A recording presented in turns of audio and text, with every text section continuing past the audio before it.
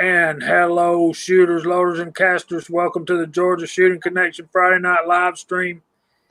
Golly, what a week. I hope everybody's safe and well, and all your family is safe and well. And Jerry's already making comments about toilet paper. I want those of you that don't know him, we'll introduce our special guest tonight. Mike's from the Reloading Podcast, which comes on Tuesday night at 8 o'clock. So we wanted to have him on, sort of promote his show and just see what all of you guys are about. And with that, we'll start off like we usually do. Mr. Chico Wise. Yes, sir. Everyone, thanks for joining. I see it's 24 of y'all on a Friday night. So thanks for joining. Thanks for joining the Georgia Shooting Connection Friday night live stream. We already got one thumb down. Thank you very much. Thanks, Paul. I know, they probably pops. But I know we've got some topics. I posted some stuff on the Georgia Shooting Connection Instagram, and I got a little feedback about it, all the craziness that's going on. So thanks for being here. And Brother Scotsman, how you been, brother? Doing good for the most part. I'm kind of in limbo on some things, but I'm not going to get into that because it'll just tick me off. But for the most part, I'm pretty good. Done a lot of reloading the last week. Got some 9 loaded up on the Dillon and bought a bunch of powder and some primers and some stuff to get me going in rifles. So rifle will be coming in this next week or two. So I'm excited for that. Kyle. Good evening, everybody. Glad to see everybody. Welcome to another lovely Friday night chat with us.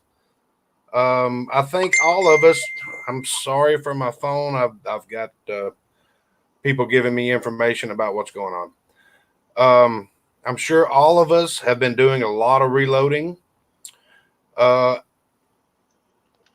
If you go to a store and you know that they're price gouging, leave it on the counter. Just say, have a nice day and walk out. That's all you need to do. Don't buy it. Here in a little bit, everything will be back to normal. But right now, use up your supplies and load up. Sharinda, what's up? Oh, nothing much. I'm dealing with city folk. And I'm ready to go hunt down reliable source and Rick James slap the crap out of whoever it is. That's where I'm at right now. I'm pretty sure everybody's got that. Hey, I got a friend that works at the CDC, the government, or my reliable source. But other than that, I've just been pretty good. I'm stocked up, not hurting for anything right now. Fussing at my family, kicking a bunch of people off the island. So other than that, it's all good. There's Kingpin. So I want to take a second and welcome Mike to our live stream tonight, and just thank you for being with us, brother. It's nice to have you on with us. It's nice to be on. It's always nice to be able to join other people and be able to spread the reloading knowledge. Not that I have an extreme amount, but it's always fun. Well, I think we'll get into that here in a little bit. We'll talk about what we're reloading and what we're reloading right now for this particular situation. But I've been watching the Reloading podcast probably for well over a year, probably closer to 2 years. And it's been fun. I've never found it on the podcast version. And we'll talk about that later as we get into the show. But this past Tuesday night, I was sitting here doing some reloading. And one of the things that y'all do over there, which I like, which we can do that tonight too, what they do, is they always take a minute and everybody talks about what they did in shooting and reloading this week. So I'll start that in just a second. But this particular last Tuesday night, I'm sitting here reloading. I've got the reloading podcast. I got it. Everything is ready to go. I'm sitting here waiting on them to go live, and they never went live. And I sat there and sat there and sat there, and I got a notification on my phone. I'm looking at my laptop, right? I got it sitting right there, and look on my phone, and I got a notification that the Reloading podcast went live. And I turn it on my phone. I have missed half of it. So somebody said something about YouTube earlier. So one of the things I did this week is I loaded some 3030s. See those? And yes, Mike, they are powder coated and gas checked. And that's the way we do things. Those are loaded up with IMR 3031s. Those are my 170 grain Lee cast flat nose bullets. So I'm real anxious to get those to the range and shoot them. So, Mike, since this is your tradition, what did you do this week? I haven't got a chance to do much of reloading. I was working at Cabela's part-time last couple days, plus my full-time job, which is kind of a transition at the current moment, courtesy of everything. I'm now kind of doing some of my work from home. So tomorrow morning, I'm going to do a little bit of 9. The other thing I did is I got a new toy to play with. So one of my listeners had whipped up one of these, not quite as nice as this one in his original, but what he did is he built a little motor here. I should probably be watching the live feed, not the YouTube, with the drill chuck and a speed control, and then just a simple AC adapter for like a laptop. And Show that again. Let's see here. This one might be better to work.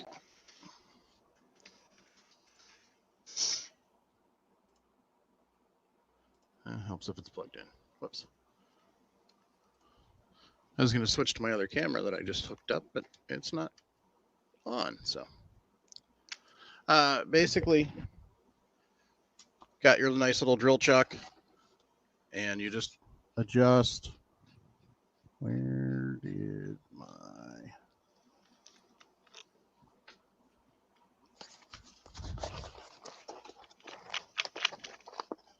So if I wanted, I could take like my Lee quick trim adapter here, chuck that up,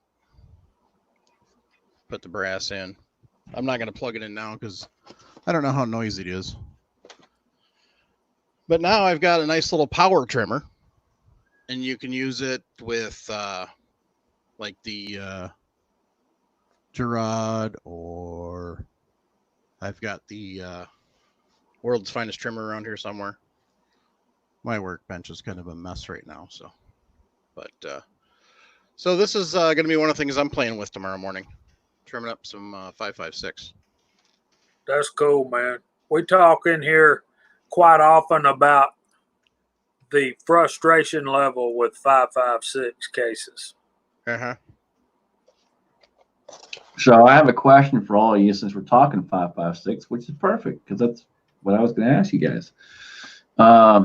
As far as primer pocket reamers, what do y'all recommend? Right now, in my Amazon cart, I have the Lyman large and small rifle reamers to get rid of the pocket swage. But what do y'all recommend? Because if you have something that's better, let me know. Do you have a case prep center? No. Do you have strong wrists? Yes. Lyman has a kit. I can't remember the part number for the kit. I'm too busy remembering part numbers for work. They have a kit with a large and small primer pocket reamer, a large and small primer pocket uniformer, a dechamfer and deburr, or a chamfer and deburr tool. I think there's one more in there. It's in a nice little Plano tackle box. And that kit's like $40. It works extremely well, but it is hard on the wrists and the forearms. this is what it looks like nowadays. This is the Lyman. Yeah, I saw that. I wasn't sure about that or if we should go another way. I looked at the Dylan Swager as well. I'm just trying to figure out the best option to go without going too crazy in price. Well, what I use is this. See, this comes in. I dropped one of them. This is the small one, and what I do is chuck it up to right there in a drill, and then just put the case on it and Okay. go on. Mike's got a neat little contraption right there. So this is from Little Crow Gunworks, the same company that makes the world's finest trimmer. And this has actually got the Lyman pieces you were talking about. So here's your primer pocket uniformer, your chamfer and deburr, and then your primer pocket cleaner. And that's all for small primer pockets. And the nice thing about it, come on, slow internet. It's called the Precision Prep Tool, is the actual name for it. And I always look it up because then I can never remember. But the nice thing about it is with the way it's set up, it works a lot easier. So this is the wrong size primer, but so it's a little easier ergonomically to use. And then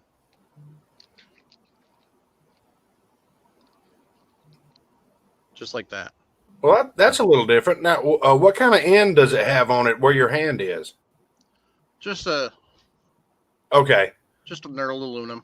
I was wondering if it was set up like I'm sorry, I'm a transmission guy, like a planetary set where you could put that in the case prep center and stop the case prep center, put it where it needs to be, turn it on, and it just spin the head. You know, I didn't know how that would work. Okay.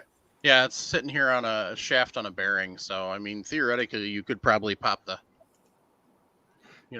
a punch and punch the center out and then have the bearing in there to use on something. But right, yeah. You know what I was saying. I didn't know. You had your hand over the end of it, and I was like, oh, show it. Yep. So, that's probably, that's a 308 brass. So that's size comparison. Okay, Kingpin.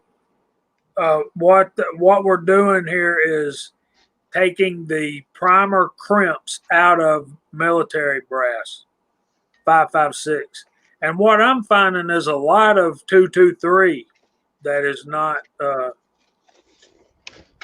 really military, but particularly federal, have those same crimps in them.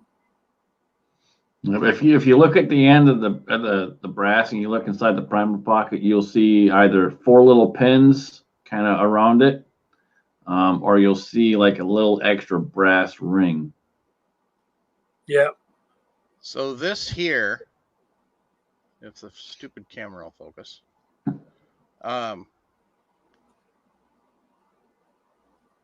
there you go. That actually will remove brass. So you can kind of see the one in the back closest to my hand is just for cleaning. The one in the front, and it's not going to cooperate. And I believe those to be Lyman attachments. They are. That is confirmed. Because they look just like, there's the 2 of them, one for small, one for large. And it seems like I paid extra to get those 2. They didn't come in this kit, in this tube that comes apart, and then you screw whatever in the end. But you've got your large and small primer scrapers, and then your chamfer and deburr tools, which all y'all know what those are, but. And Kyle's got some brass. Let me get this up here. You see the 4 stake marks? Like one of them's at 12.6. You see the stake marks there? that's what you're looking for. Those are crimped primers. This happens to be military surplus brass. They're crimped in there for a reason. Sometimes you'll see a green or a red ring around the primer. These can be a pain. You can break decapping pins. It's such a big problem. They have made universal decapping dies that they guarantee you can't break the pins in because of these crimps. And if you see that, put it over to the side for emergency use. And just for the record, I broke one of the unbreakable ones, the Squirrel Daddies. Yeah. And let me just add this. Remember that they said the Titanic was unsinkable. Right. It's made of iron, sir. I assure you she can sink. But they can be reloaded just like anything else. It's a little bit more work. Actually, it's a lot more work, but most of the time it's better brass. So that's what I'm thinking. You got another toy over there, Mike? Of course I do. Of Yeah, course all he sorts of does. toys. So since we're talking about removing crimps, and somebody had mentioned the RCBS, so here's a nice little swager. This is, I can figure out how my camera turns. Actually, let's see if that other one's working now. Nope. Dang nabbit. Anyway,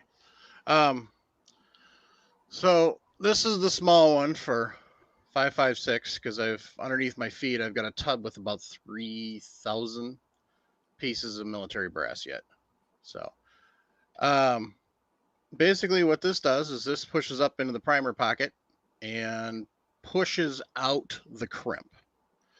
What happens when they've got that crimp is it actually shrinks down the primer pocket. So if you try to put a new primer in, you're going to have issues, usually popping the primer. So if you really try and force it in there. But what I've got is I've got FW Arms universal swage. And just like, if you don't know who FW Arms is, we had him on a couple weeks ago. But what he did is he made a couple of nice little dies. This is the swage one. So it's a swage backer. Works pretty good even in a single stage. But oh, he said sorry, he said the military crimp remover. That's right, there are different ones.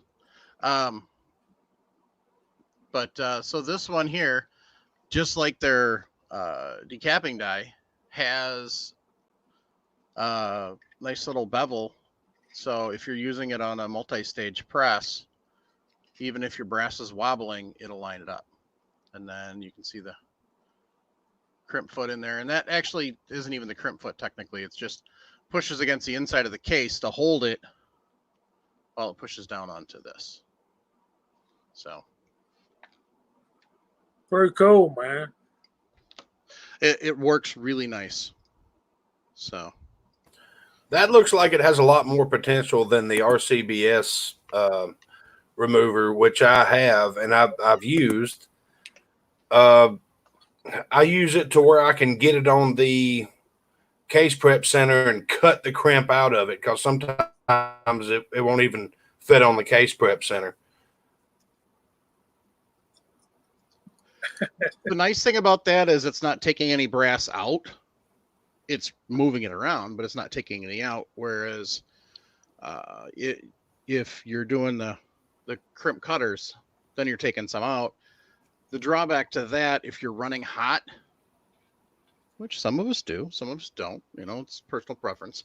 But if you're running hot, then you're increasing the chances of that primer pocket expanding because now there's less material there. Yep, and I've got quite a few 308 cases that won't hold a primer. Mm-hmm. If it feels way too easy to get it in, you probably don't want to use it. Particularly in an AR. Yeah. Yeah, I've had a couple of primers pop out, and 223, it makes for a hell of a mess in a magazine. So, Chico, why don't you do that thing you do? do that voodoo that you do so well. Excellent line. I can. Let me scroll on my iPad, so hopefully it hasn't changed.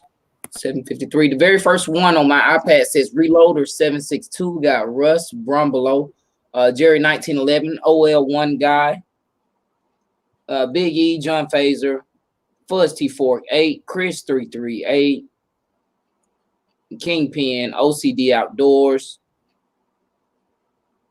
Andy 79Z28, Six Shooter Texans here. He's changed his name. Just Jeff. He changed his name. Broke Loaders here. James Pollard, Edward Petty.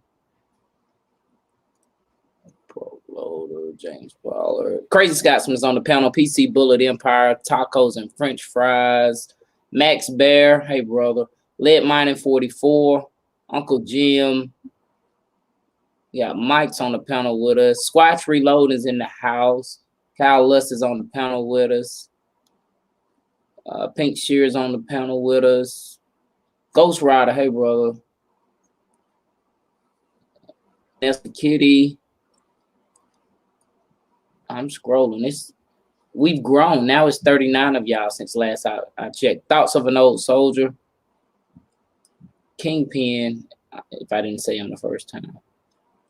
Uncle Jim, Ghost Rider. That's all I got on that side. Let me go to my other page and do the pop-out chats because I'm sure it's more of y'all here. Participants list. Andy 79Z28, Big E, Cranky Cletus, Ghost Rider, Jerry 1911, and that is it. For some reason my participants list is not as Red Raider Reloaded. There we go. Chris 338. It's not showing everyone like I thought it would show. Then I could have just read 39 of y'all that fast, which I highly doubt it. So everyone, thanks for being here. I'm curious about that. We say FW Arms Swager.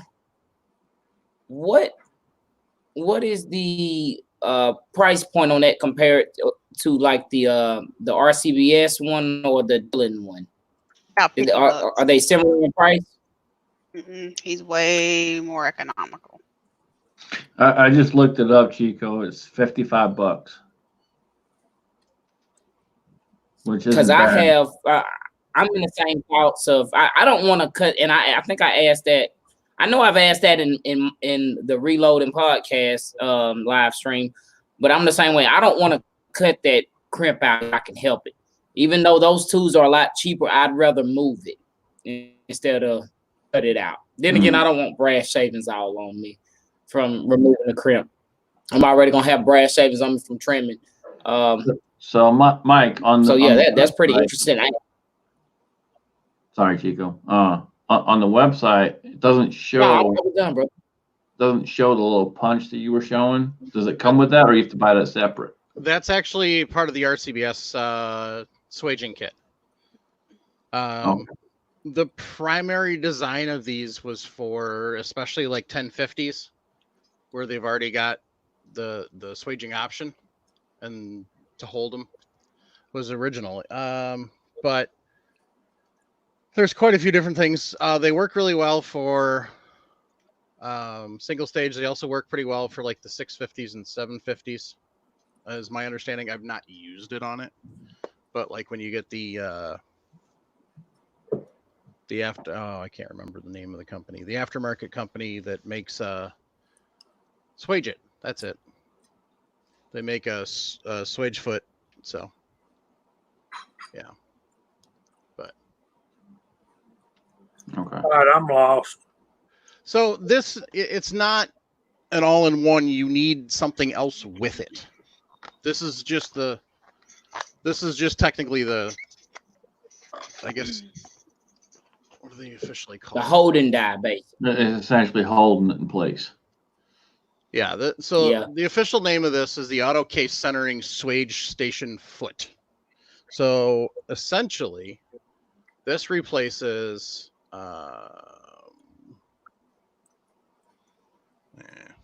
Let's see if I can reach it without making a lot of noise.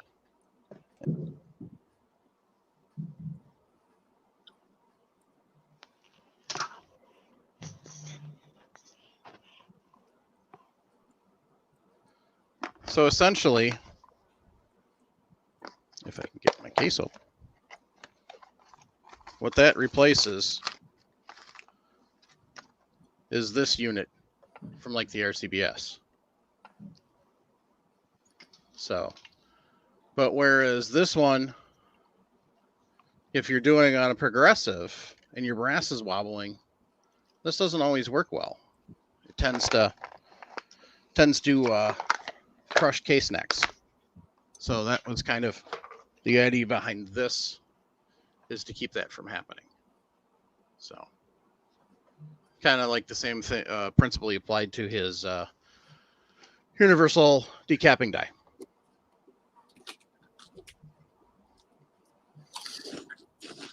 I see now. Okay, so you need something else for it to work. I got you. Yeah, it's not a standalone unit. So the swaging part, the little foot that you had, does that go in the space where your case holder goes on your press or on your shell plate? Yeah. That's On what a I single think. stage, yeah. Okay, I got it figured out now. You Scotsman? Yeah, I think so. And they got Squash Reloading messaging me too. We're gonna help him with casting next week, and he sent me a message about some things here about swaging too. So hopefully we can get that figured out, because I really want to work on getting rifle done, but I got so much mixed rifle brass because it came from a lot of you guys. A lot of you guys send me brass, and I love it. I appreciate it more than you know. But I got boxes upon boxes of brass I got to sort through, and it's all mixed. And so I know a lot of it's got that crimp in there. Yeah. Check that out. Mike's got it in his press. Scotsman, we just send you all the brass. We don't feel like putting all the time and effort into prep. Right. So this here, slide your shell holder out, and this goes right in place, like so. If you're using the RCBS, there is an important piece that you need for this. And that's this little cap right here. So what this does is after you ram it up in there and swage the primer pocket, you bring it back down, this pops the brass off. Otherwise, you try and force it off, and you usually wind up making that primer pocket useless. So. Okay, I see how it works now. All right, yeah. That makes a lot of sense. That's as smart as a golf tee right there. So back a little bit ago, Sharinda wrote she loves hers. What are you talking about? Do you have that set up for swaging, or do you have the depriming? I have both, and I don't have the single stage yet, so I did take it over to a friend's house when I first got it. It's like butter. Yeah, And then I everybody took it off and packed it up. That one was already swaged, so it doesn't really count, but that's the idea. Yeah, that's nice. So. Oh yeah, mine's is pink. It's actually pink. I got a special one. Yeah, you did. I remember that now. I remember you showing it on the podcast. I'm jealous. Yeah. You should be. So it looks like a queen chess piece out of a chess set with that little hat on top and everything. Well, I am a queen. So with Sharinda's though. Yeah. With yours, I'm sorry. You run a progressive press. How are you able to use that swager? Is there the shell plate? Oh no, I haven't used the squager on my progressive, just the decapping pen. When I used mine, I used it on the single stage. Okay, gotcha. You just have it in your tool head, is that correct? Because I'm thinking in order to decapper. I mean, not the decapper. That's actually the primer. gosh, I'm tired, y'all. No problem. That's not the swager. That's the part Okay, that I yes, use to pop the primers now. that's it. Yeah, okay, it's the decapper. All right, I'm sorry. I was under the impression Yeah, that was the swager. So and I have if both. They actually look real similar. But so, in Keisha, order to use it you on can a get on the the Swager progressive, you gotta have that little piece for the bottom of the progressive. The See, I Swager don't have arm, that. like, okay. Yeah, that's a totally separate piece. As a matter of fact, when they ship it, I actually put mine back in the original package. Let's see it ships like this. So all you get is just the unit itself. There's no extra pieces with it. Hold on, let me blow you up here for a minute. And this is a swager. Wait, can y'all? Oh, wrong end. Gotcha. There. So it comes together like it's. Yep. So you got the decapper on one side and the swaging tool on the other. No. This is the swaging tool. They're two separate units. And the other one is the decapper. Matter of fact, let me take it loose. All right, 45 set up. So let me get the wrench.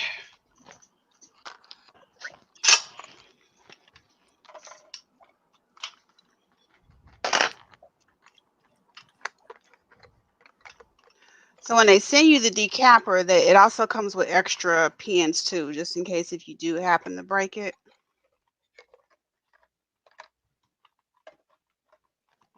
That in there. Okay, put that back. So that's the decapping pin.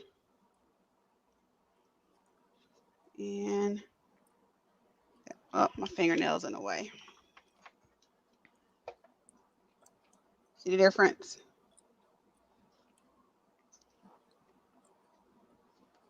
Ooh.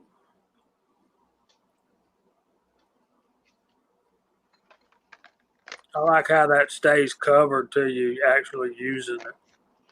Yeah, and they're smooth. When I say it's like butter, it's like butter. Vanessa got a question.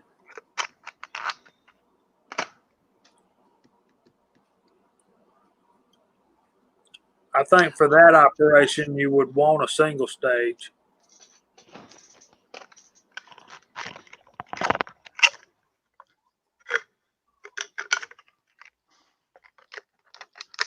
So this is just the pins themselves.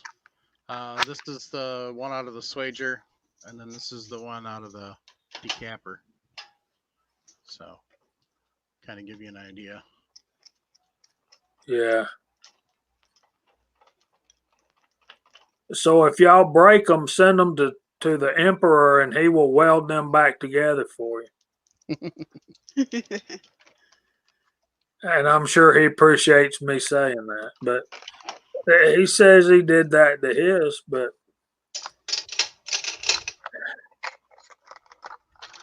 Seems like a lot of work with a TIG. yeah.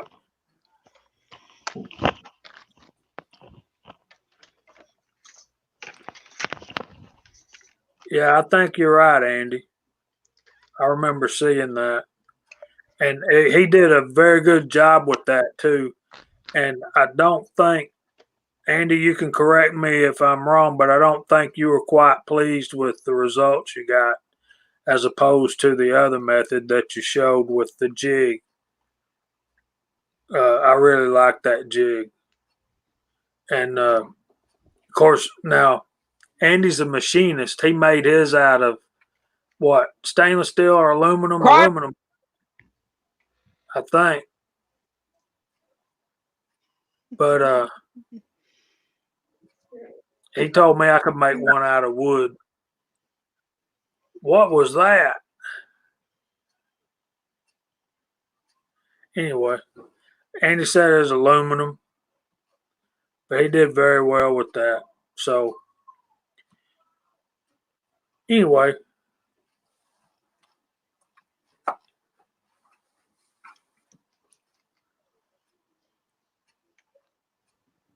Vanessa.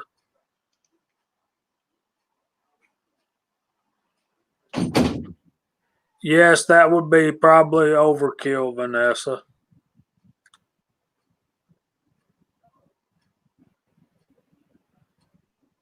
So did we go through the rest of the room of who was doing what reloading last? No, we never did. I think we got sidetracked. We did big time. I'm sorry. I think it was your fault too, Scotsman. It probably was.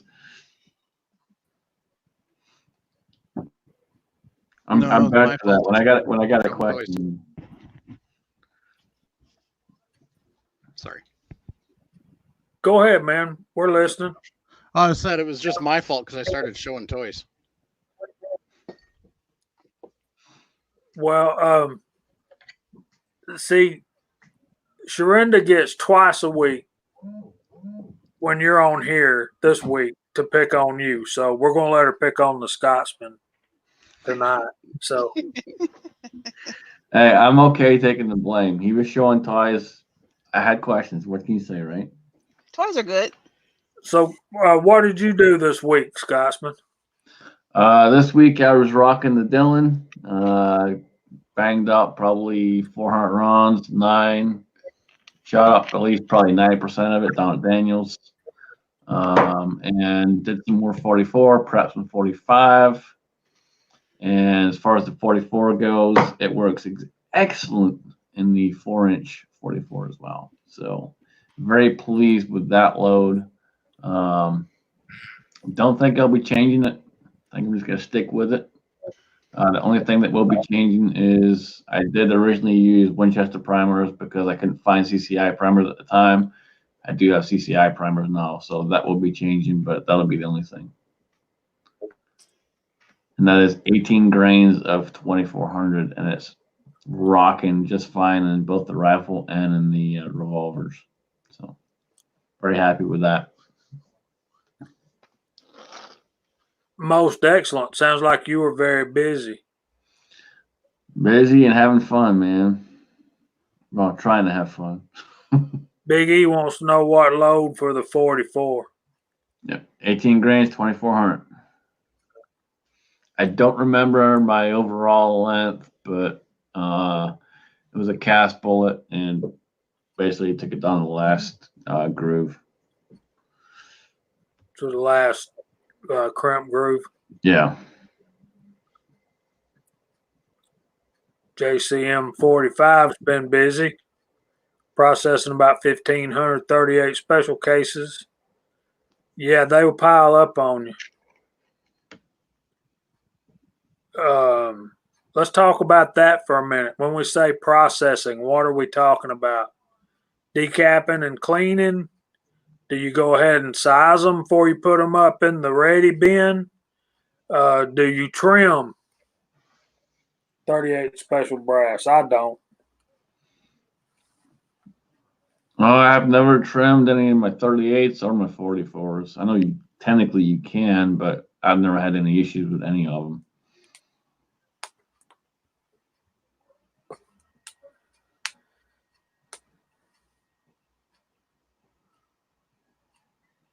There's your one.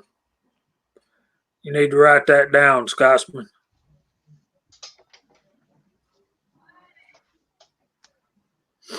Big E, that's 44 Magnum, right?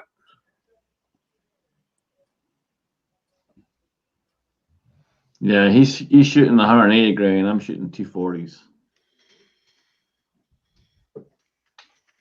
Okay, JCM says decapping, cleaning, and sizing, not trimming.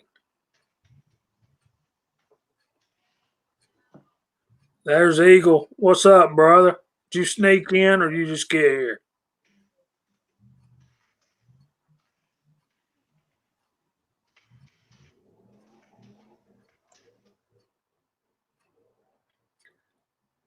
And one thing I want to stress, If you'll trim them after you shoot them the first time, like Andy says, you probably won't ever have to do it again. But they'll all be the same length, and that way you'll get a good crimp.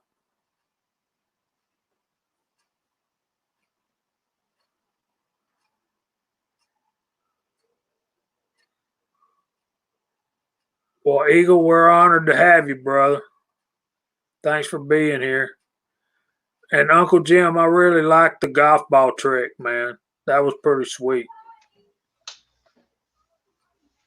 He made a comment on that. I don't know how many of y'all seen that, but he said if you are going to do that mod or make that little tool, that little handle, he said it's important to have either a 2-piece or a 3-piece golf ball and not one of those old rubber band ones, because you grind that flat spot in there, it's going to go bing.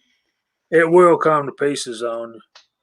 But those 2-piece and 3-piece golf balls, when I played golf, I liked the 3-piece. But those older ones, the rubber band ones, man, they felt so good when you hit them.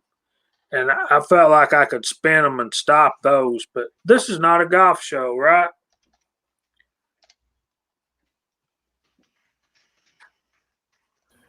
Speaking of the golf show, the Masters was supposed to be this weekend, if I'm not mistaken. And they canceled that one. The Masters is in April, so we are definitely getting close. But I don't believe it would have been this weekend. But it's usually the week of Easter. Well, I just know that my azaleas are blooming, so that means it's Masters time. It's getting close when those. And I'll tell you another thing, too. One of the timings we have,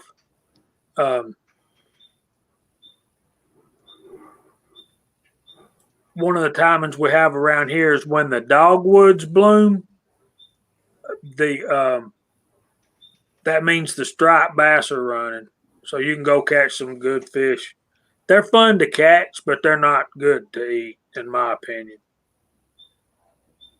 I'm sorry about the primers, Kenny. I saw your post a little earlier.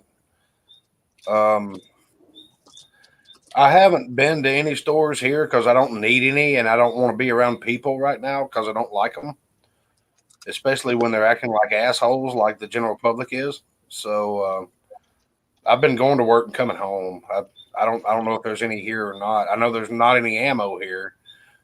Chico can probably speak more to the primer side than I can because he's got one of them easy, cushy government jobs and can go shopping while he's supposed to be at work, but I can't. Kingpin had to bug out. Sorry I missed that, buddy. Have a good weekend. Not trying to throw you under the bus, Chico, or nothing, but I can't believe that Hornady self-defense ammo was $50 a box. So, yeah, so with that, so I went to a major retailer. If you're in the state of Georgia, you guys know about the major, like the biggest, actually, I think their slogan is like the biggest gun store in the world. They are a huge store as far as square footage, and they have a lot of ammo. And when I go to this store, I see it's like a warehouse. Ammo for days. Ammo. I went to the store. They had no 9mm target rounds, practice rounds, no FMJ. All they had was self-defense ammo. And a lot of people, when I posted that, they was like, is that 25-round box? And it was a 50-round box. So if you think about self-defense ammo, what's the going rate of self-defense ammo? About 60 cents to $1 per round. So I don't think they were per se price gouging, but people were buying it. 50-round box, which is some good ammo. That's the same thing that my local police department carries in their service weapons. What is it? I thought Critical those were 25. Yeah, that's what a lot of when I posted it. So it's still it was still probably about $10 high, I think. But people were buying it. Like I'm like, I'm going to the powder. I'm looking for the powder and the primers. But I did see a lot of primers at that retailer. It's Adventure Outdoors. It's not a big secret. Adventure Outdoors in Smyrna, Georgia. Smyrna, yeah. But did Kenny say he was having problem finding primers? Yeah. So the small pistol primers are gone almost everywhere. And I was able to get me. I've got enough small pistol primers to fill up a couple ammo cans because that's the main thing I shoot, and I buy them every time. Anytime I get some extra money, every time I get paid. I used to do that with ammo, but people are losing their minds. What did I read? 80% of the guns that have been purchased within the last week are by new gun owners. That is good and not so good because I am avoiding going to the range. Because I don't want any extra holes in my body. You guys know I'm a small guy anyway, as it is, and I don't need to be any more lighter. So, but like I said, I told the guy, and I'm a range member at that range that they have there. And I was like, I'll be back later. But so I did find large rifle primers at my academy, and today I found some powder at my academy. But this is what you got to do. You got to go in there and talk to the people. Say, hey, when does your truck come in? And I went there today on my lunch, and they was like, the truck is outside, they're unloading it, and there was no way I was gonna sit there until they unloaded. I was like, I'll be back after work. So the guy later when I came back, he opened up their powder cabinet, and it was like, it was all this powder in there, and then people still over there trying to buy ammo. I was like, if you know what I know, you be buying this powder. But they didn't have any primers. A lot of people went after those first. I always get a bunch of slack because what I know I had to, because I was getting bandwidth by my son. He had 3 devices, and we don't need he upstairs that he was making. Well, he fired them back up because you're roboting big time, bro. It seems like I'm almost getting bandwidth right now. But let's see, critical duty, security guard got arrested. Yeah, and he got he fired him back up, Chico. That was actually thrown out of court. I got thrown out last week. I get scrutinized a lot because people hear me talking about 4 and 8 pound jugs of powder. When I find them and they're at a decent price, I buy them. Most of the time, it's cheaper than if you bought it pound by pound. I'm not criticizing you one bit. I got one sitting over there, and they got one sitting over there. I picked that one up because I had nothing else, and it was still a decent price, so I picked it up. I actually saved money by buying 8 pound jugs and 4 pound jugs. That's why I bought them that way. Yes, does it hurt the pocketbook? Yes, it does. But I don't need powder right now, and I've got primers. I don't need primers right now. I will in the future, I'm sure, because I'm sure I'm going to be loading a lot of ammunition. I've been loading a lot of ammunition all week. I loaded a bunch of 44 Magnum with all kinds of different bullets, all kinds of different powders, in anticipation for our shoot coming up in Tennessee. I don't know if that's going to happen or not at this moment in time, but I've got a lot of ammo loaded up. I was loading up some tonight. I've been loading up 308s all night. I got to work tomorrow, but I think tomorrow when I get home from work, I'm going to cast and powder coat a lot of 9mm because I found that I'm almost out of projectiles, but I have plenty of lead. There's still electricity coming out of the wall. I got plenty of powder coat. So as long as I can get them powder coated, which I'm not in need of 9mm, I just don't have any surplus other than what I've got loaded up. But it's always nice to have a couple of pasta jars full of bullets sitting on top of the piano, if you know what I mean. So that's what I'm going to do on Saturday. Sunday, I think a buddy of mine's coming over, and we're going to be loading a bunch of 45 because I've got plenty of those projectiles loaded up. I've got a couple of 50 cal ammo cans just sitting around already ready to go, but he's running a little low and wants to learn about reloading. So I said, "Hey, come on over." And so I'm gonna get him busy on the press, and he can have one out of every two that he loads, and I'm okay with that because he's my friend. So that's what we're gonna do this weekend so far. It may get worse, but who knows? And okay, so that's 4 of us. We still haven't gotten what Sharinda and Chico did this weekend, shooting and reloading. Although we do got a little bit of Chico did go buy powder today. So Ladies first, that way. Not Mike, like way over that way. Well, I didn't have to do a whole bunch of reloading because I actually already had a stockpile done, but a lot of my activities got canceled. I'm actually kind of disappointed because I may not get to go on my first turkey hunt this month. Really upset about that, but I'm still gonna go ahead and get my supplies. I went to go get my turkey rounds all this week. None at all. So I'm just irritated right now about that. Hmm. And I'm out of, well, I think I have a little bit left. Gunpowder is scarce around here too. So we'll see where that's at next week. But I Is there think I'm more upset that I'm not gonna go get to shoot a fat bird.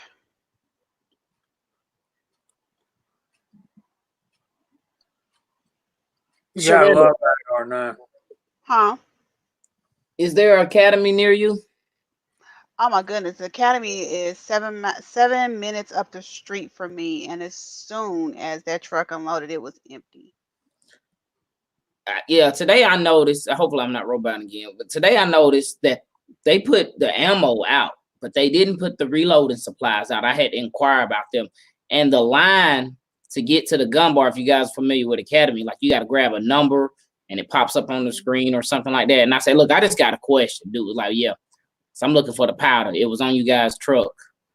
And the guy took me over there to that cabinet, and when he opened it up, it was a lot of the powders that's available to me.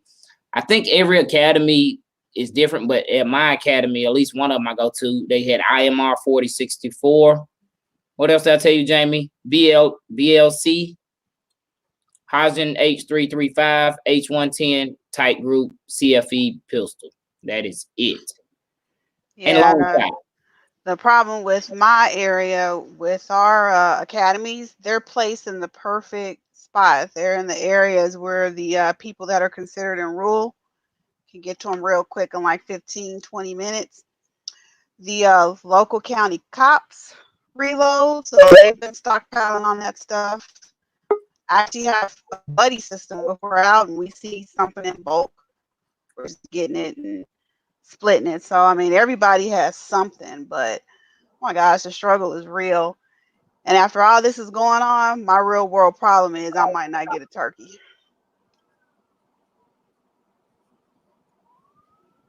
Oh, and I got a new turkey call.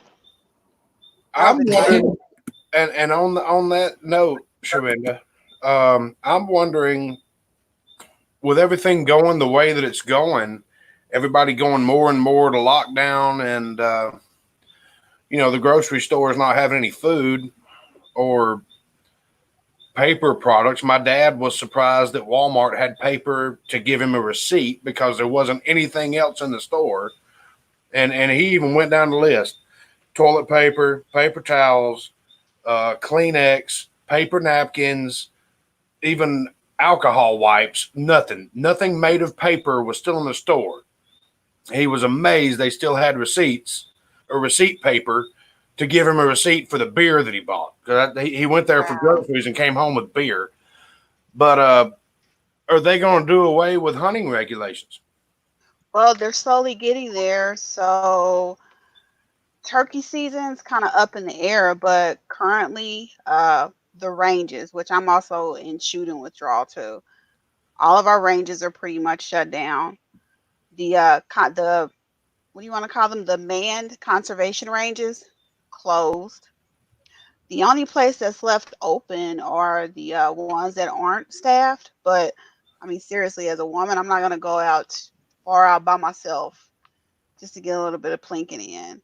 Me, Jamie, and Chico have been in range withdrawal for the last 3 months because we hadn't seen the sun but about 4 times. Yeah, well, I can't even go trap shooting because they don't want you in groups of 10 or more, and it's just crazy. The only thing I've been doing is dry fire, and I'm telling you, I'm about to be a dry fire marksman. Oh, and I got gophers. Oh, it's varmint time. Whee! Oh, I'm saving everything. The varmint shall live today. But mainly, I'm just concerned, like, everybody's rushing out to go get like people that weren't real 2A suddenly found some 2A. And I think that is fantastic that all the people on the left that have been fed this shovel full of bullshit, of horse crap. Sorry, Jamie. I almost slipped. They've been fed this shovel full of horse crap all these years and how easy guns are to get. Now they need a gun for self-defense and are madder than hell because it's so hard to get one.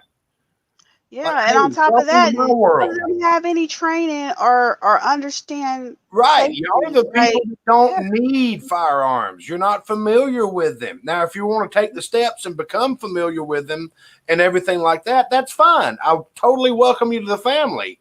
Welcome aboard. Glad to have you. But for you to sit there and vote for all this crazy, stupid crap that does nothing but keep a law-abiding citizen from getting a firearm, and now you're pissed about it? Get the hell out of here. I'm sorry. Yeah. Get out of here. Yeah. I got a 3-day wait. Yeah. No shit. You voted for it. Yeah, you did. So Get out the only thing constructive that I've managed to do is, like, with my family and close friends that bought their first firearm, we've had a video conference call. We had to have a serious discussion about safety, and I'm like, I'm not coming to you guys because y'all got kids, and we know that if you kids carry germs, and I don't need to be sick. Right.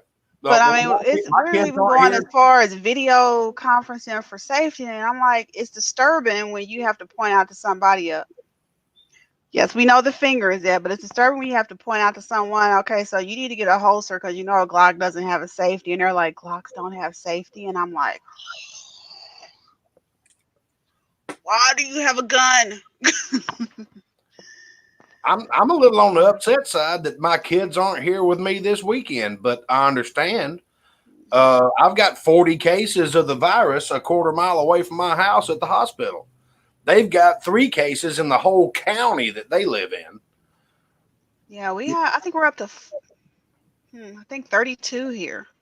But guys, don't let the media blow this way out of proportion like they have for the rest of the country. Yeah. Keep a level head and know what you got to do. Wash your dang hands. Yes. Rub a sanitizing wipe across your counter every now and then. Do normal, everyday cleanliness procedures, and you're fine.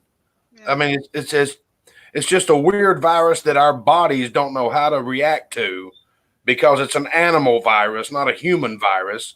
So, while everything else is going on in our bodies because of the virus, if you do get it, your body is too busy trying to fight this alien virus that it doesn't know how to fight to take care of your, normal processes, which is why it's the people that are, compromised, have immunity deficiencies, this, that, and the other. I mean, in the entire country, I still think even now, the average age of somebody that perishes to coronavirus is still 80 years old.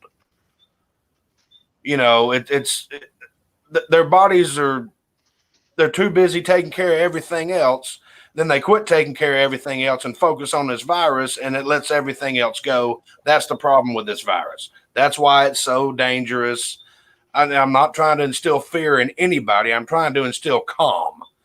More people die from the flu.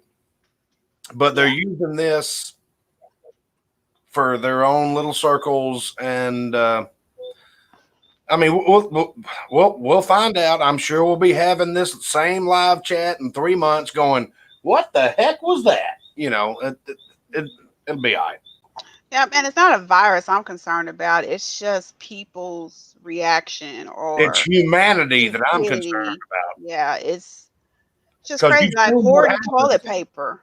You've seen what happens. Society is not broken down at all. Exactly, Jerry. Society is not broken down at all, and people have lost their ever-loving minds. Yeah.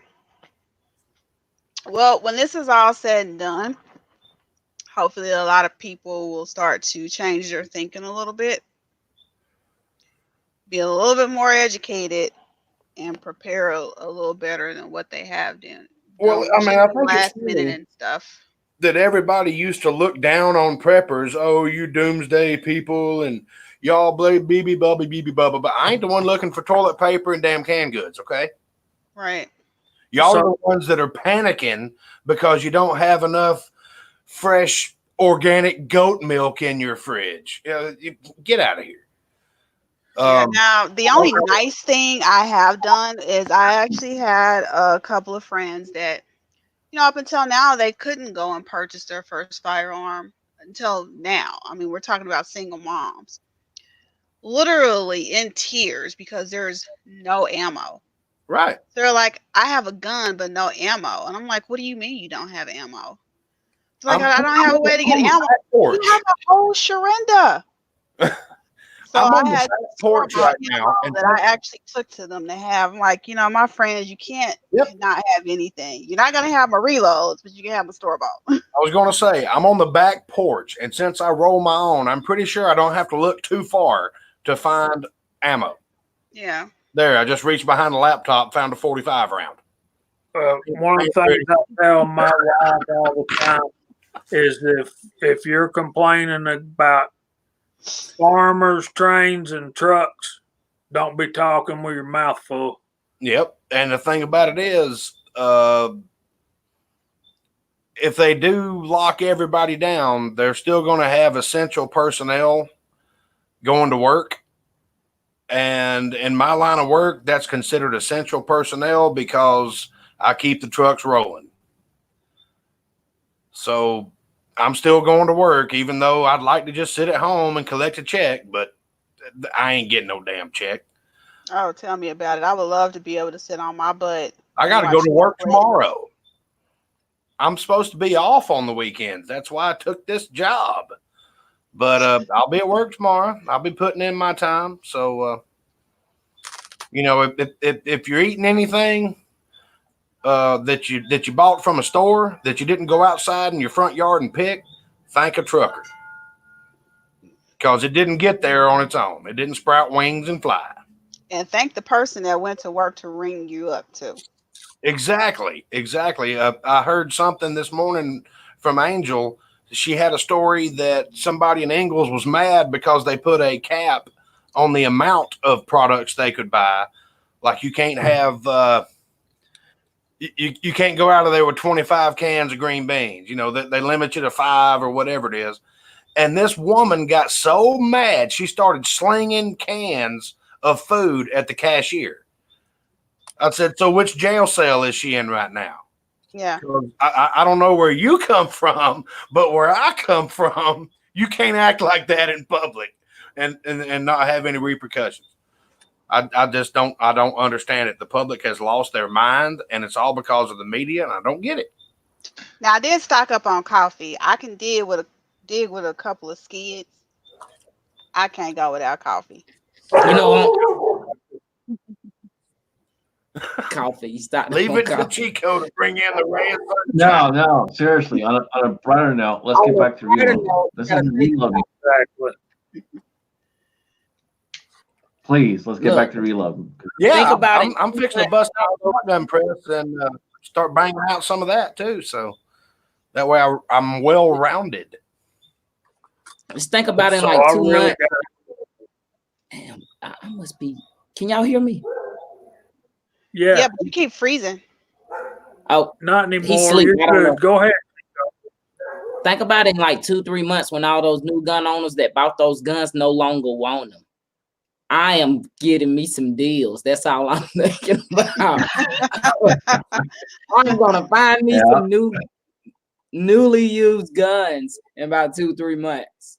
Yeah, newly used. They'll probably have 2 rounds through them. They probably have 50 rounds through it. Oh, I did get a Jamie, brand go new ahead. food dehydrator for $10. I'm going to be using to dry my brass Well, there you on go. this weekend. There you go.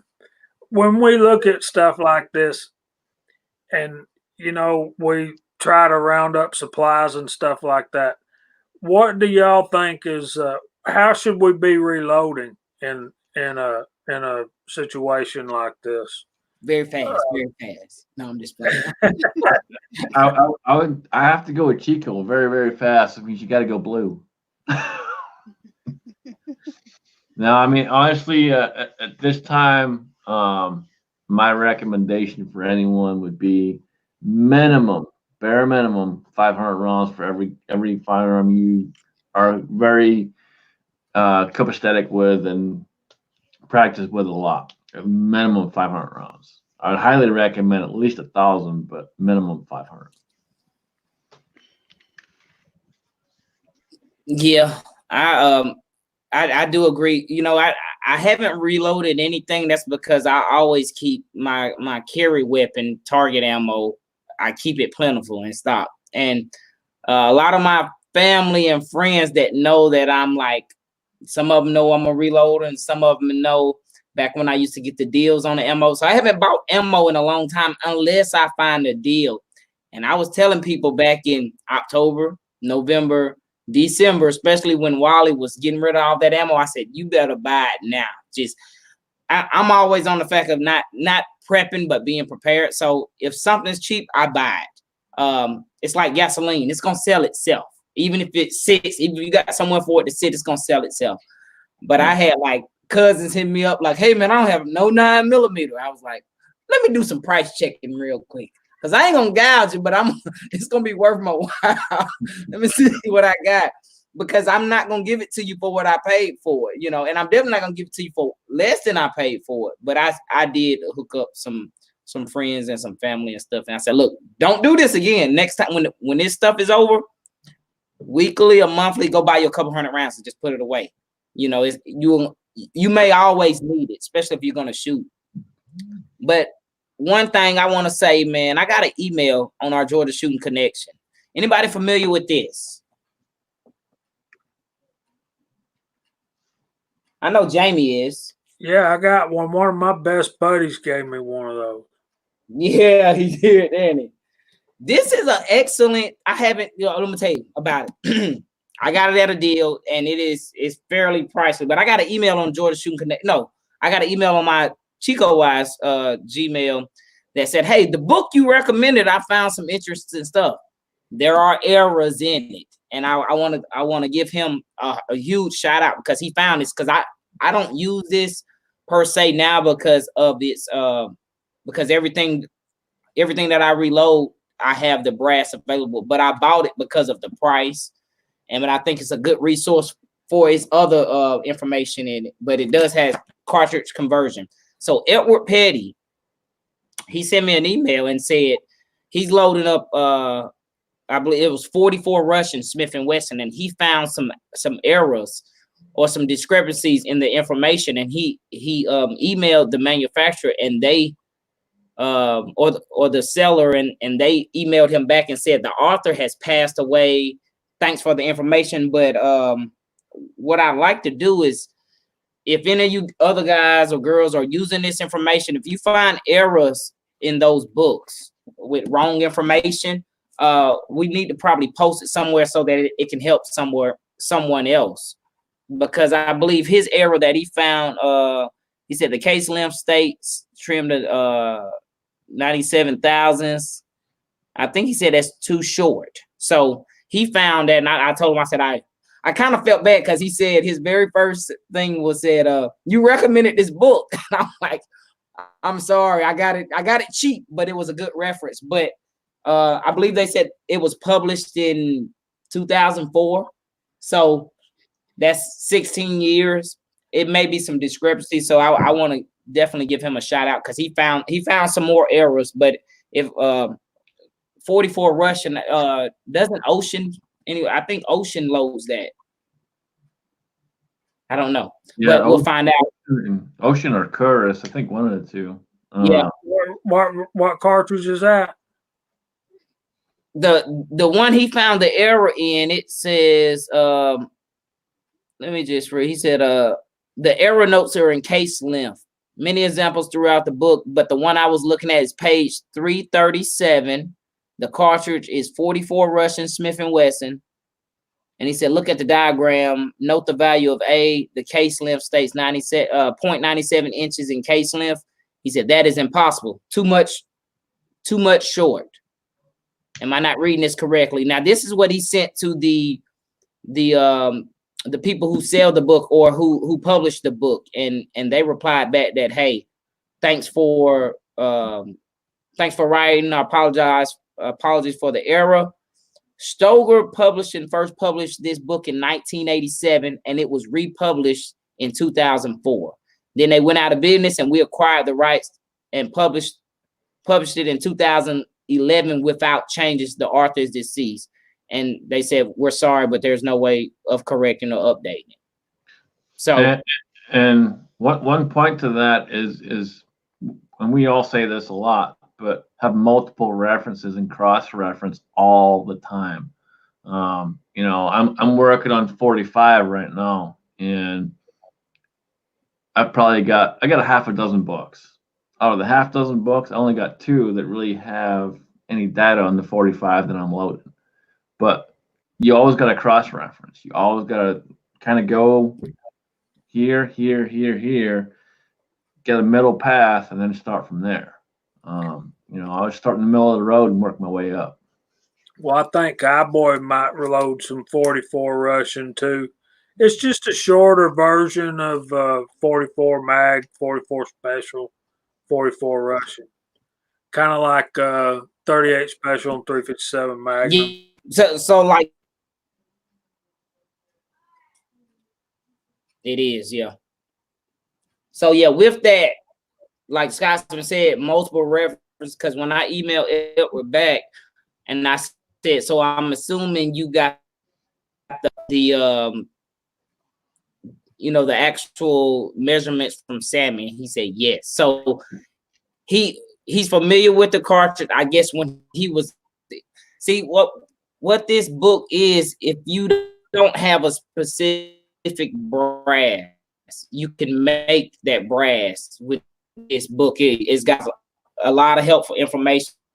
And I told him, I said, I hope you didn't buy it through Amazon, because I know Amazon, these books are like $25. I found this book at Ollie's for like $6, I think, something like that. So it was a good piece of information for me to have, in my opinion. So Edward, thanks for reaching out, brother. I really appreciate that. I put that somewhere in I may put it somewhere in I think we can do show notes or something, Jamie, or something like that, if we find a whole bunch of errors in this book.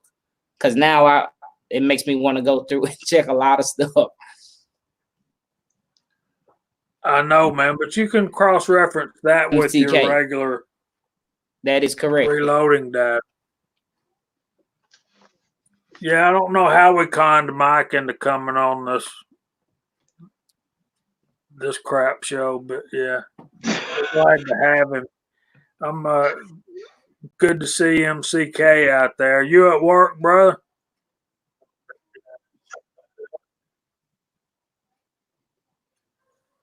So yeah, Sharinda said she'd be right back about 20 minutes ago, so she had to go outside. So, well, she is operating on woman's time, so yeah, 5 minutes is 3 hours. I'll make sure I repeat that when she gets back. No, she's probably listening to you right now. Actually, she probably is. So, Cranky, I don't know the answer to that, but one thing we did have a question. was about the Canic TP9 earlier. Another thing.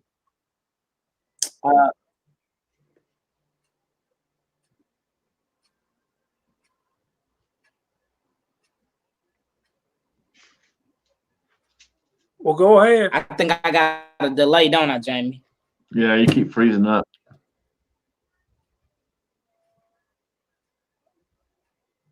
Oh, I didn't know if y'all could hear me. My it's squirrely. I did talk to Dead Zero today.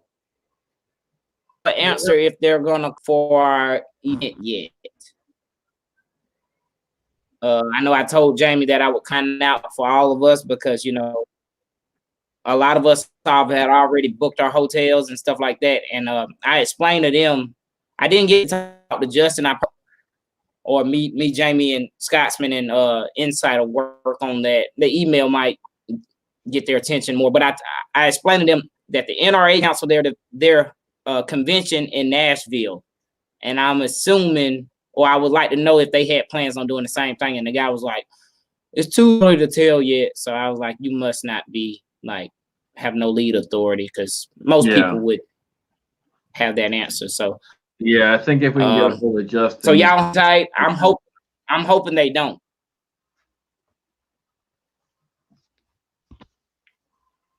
Yeah, we'll get a hold of Justin and get it figured out. I'll get with Scott. We'll see what we can do. Try and get an answer for everyone.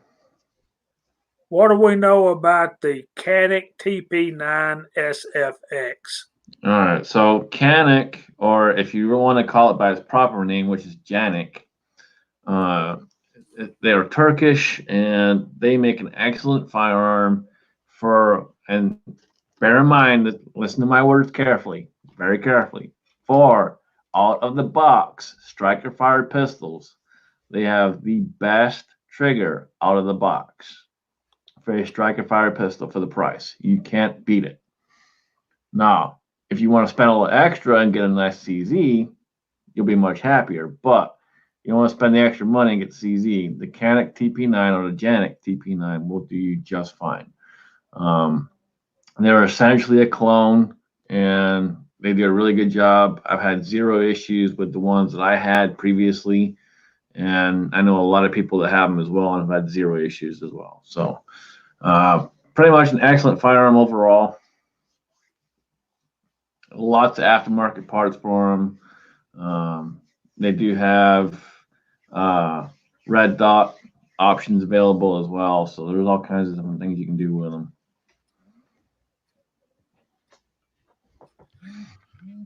I know that, and maybe Mike can help me here, but I think I think it was 17 or 18 that was named the Pistol of the Year. I think it was 18. Yeah, I think it was 18. They were very, very popular. I've got an SF and I love it. So I've got a red dot on it, but that's because I had the slide custom milled. But now you can get it as a factory option. So and they come 3 or 4 different company red dots you can get right from the factory, mounted and basically sighted in everything. So pretty cool. Big E said it was uncomfortable in his hands. He uses HK. But Big E, seriously, Big E shoots Smith & Wesson revolvers. Nothing else feels quite right in his hand. When you put a Smith & Wesson in your hand, especially if you got a proper wood grip on there and you got that full grip, nothing will ever be the same. Ask Chico. Yeah, that one thing too about that Canic, they are similar to the, like you said, it's a CZ clone, or they clone some stuff about it. Just like the CZ, they have that high bore axis, which if you guys haven't held one and even shot one, you will and can tell a difference. But I like the Canics too. I've held a few. I haven't shot any, but I've fondled a few in the stores, But The I had a couple of them, but I'll say this: for anyone who's a Smith and Wesson guy, you're not gonna like them. The grip's way too small. I had to do adjustments and add more stuff to mine when I had it. I sold mine a couple years back, but yeah, I sold a gun. I actually sold two. I don't really ever sell guns. That's the only two I've sold in the last I don't even know how many years. I don't sell guns, but two. Mainly because I had to make adjustments to make the grip bigger, to make it wider and fatter, to where it actually fit my hand better. I'm a hammer guy, so Yeah, you me know, too. I'm a Smith guy, I'm a hammer guy, and they're nice shooters, but for me, it was just I'd rather have a hammer fired pistol. And let me throw a disclaimer in here. The Scotsman is like 6'13" tall. He's got hands this big, so yeah. So, but I'm not quite that tall, but I'm up there. Yeah. We're all, me and Kyle are normal sized guys, and Scotsman, he stood up and he just kept getting up. He just kept getting up and kept Scotsman got out of his truck for about 2.5 minutes.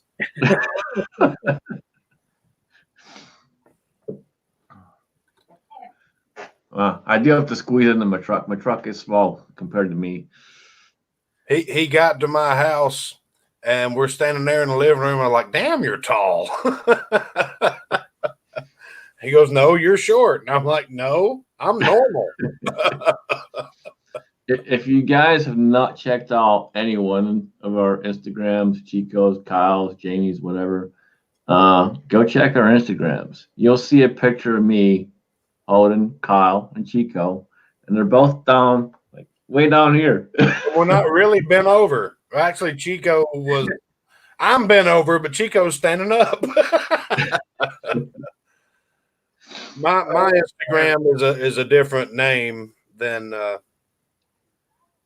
YouTube name, but yeah, hell, hang on, I'll find it. I still got it. Cranky trying to start a fight here. We ain't starting no fight. Cranky is. Cranky. But Cranky, no, bad no. Cranky. All right, hold on a minute. Mike, how do you like Smith & Wesson revolvers? And there's no pressure on this. The answer to this question, it just determines if you're coming back or not. I hated my 686, Oh, but most of the other ones I've shot are fine. My first revolver that I actually bought and owned was a GP 100 with a 6-inch. Yeah, just a little bit of difference.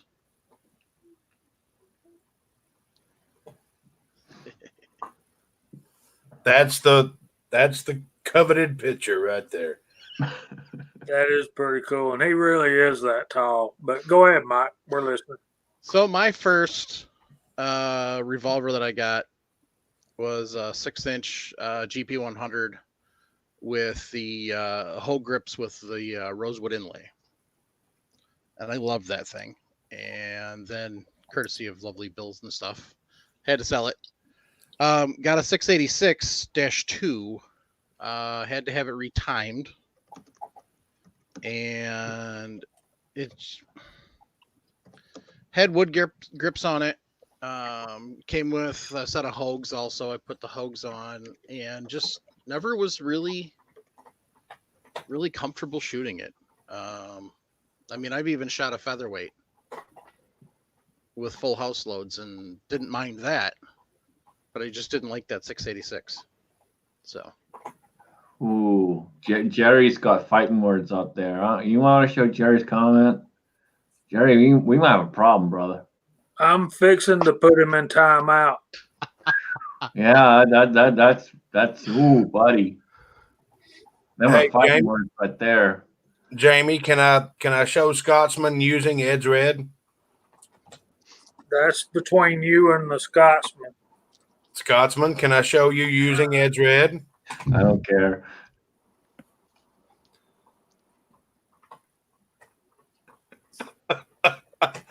There you go. In my kitchen, the man himself. We had a good time. It was under bad circumstances, but we had a great time for that week. It was Well, nice. Vanessa Kitty. I Our think we're gonna have to get rid of Jerry. Jerry's talking rigor now. That's oof. Oof. I like my MMPs. I have a first gen 40. It's nice to shoot. The thing I like about that is you can drop in a 9-barrel on it. Yep. So Well, I've got a 9 too, so I just changed the slide. there you go. That's cheating. So Change see, any of that. Jerry brings up a good point. Jamie, have you ever had a Smith & Wesson revolver break on you, or ever had a jam, a malfunction, or anything whatsoever with a Smith & Wesson revolver? No. And Jerry, I'm going to say the same damn thing because mine all function flawlessly. So it's just you, buddy, because mine have had 0 issues. I didn't know there was anything to fail on a revolver as long as the round went in the chamber. As long as it says Smith & Wesson, it ain't going to fail.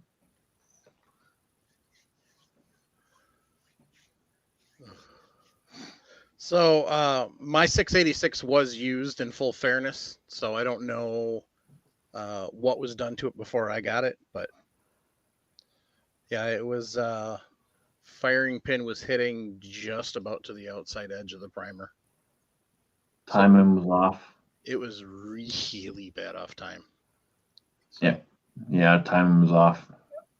Apparently, we have started a rigmarole.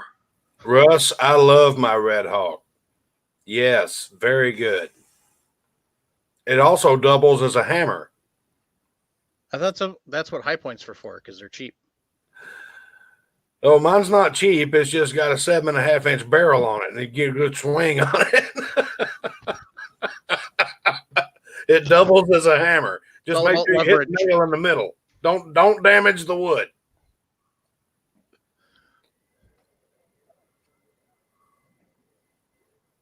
And everybody that shot my Red Hawk is like my Red Hawk, even the crazy Glocksman. I didn't get a rise out of that, really? Really? You would try him, but you know. Are you shunning me? You're shunning me. I am shunning you. You mentioned Ruger.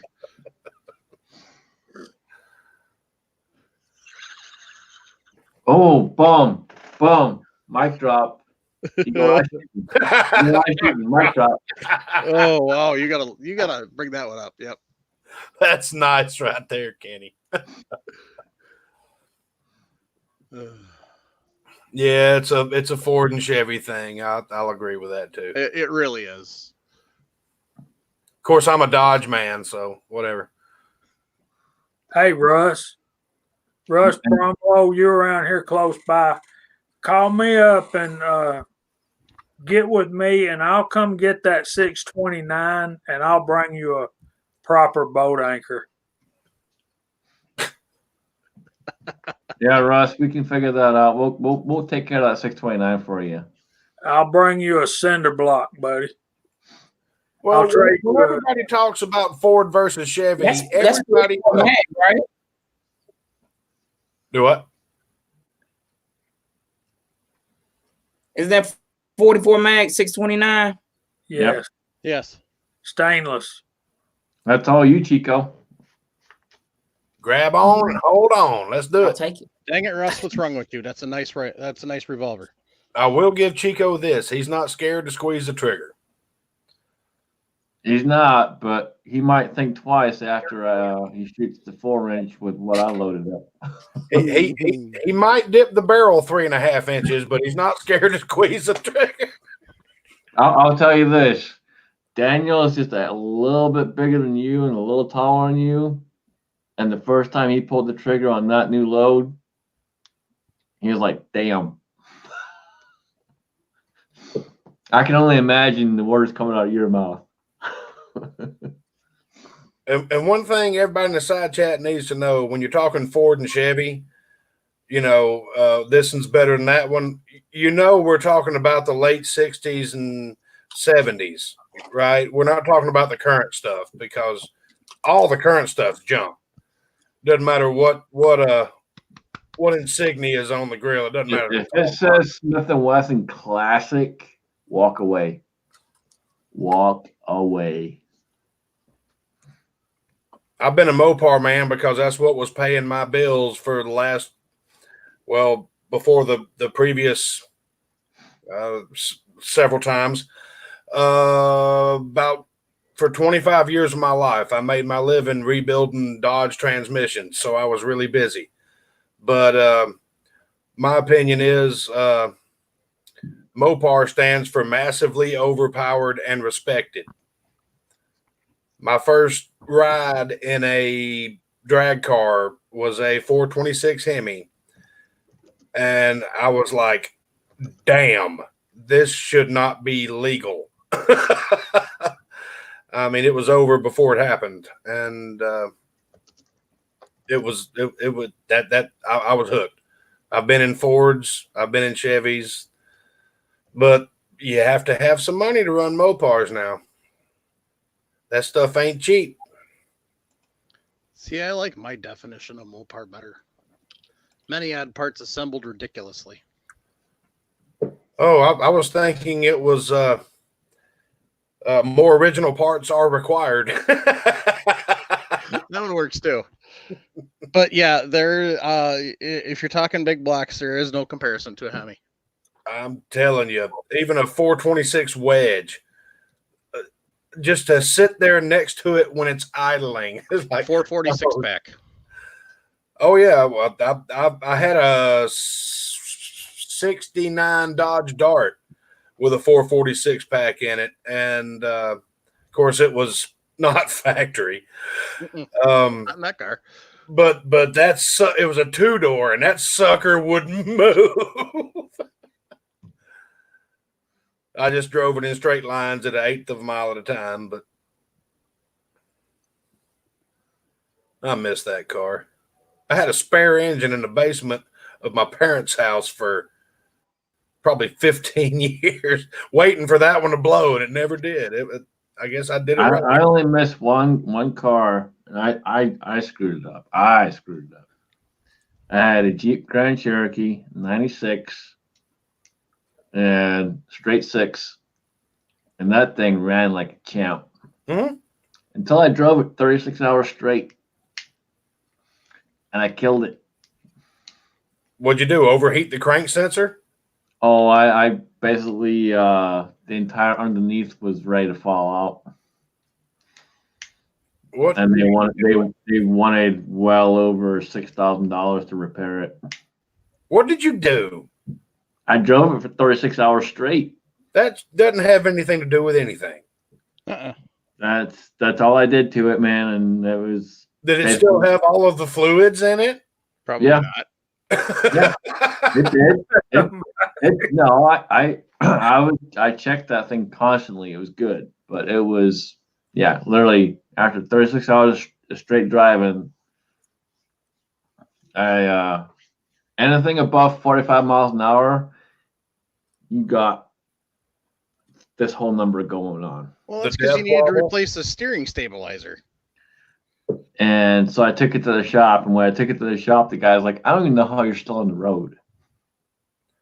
Well, what you're saying doesn't even make sense, because I know for a fact, if you don't cut the car off and just stop for gas and go again, that Dodge minivan that was sitting in my driveway when you were here with 380,000 miles on it made it from Santa Rosa, New Mexico back to my house in 21 hours.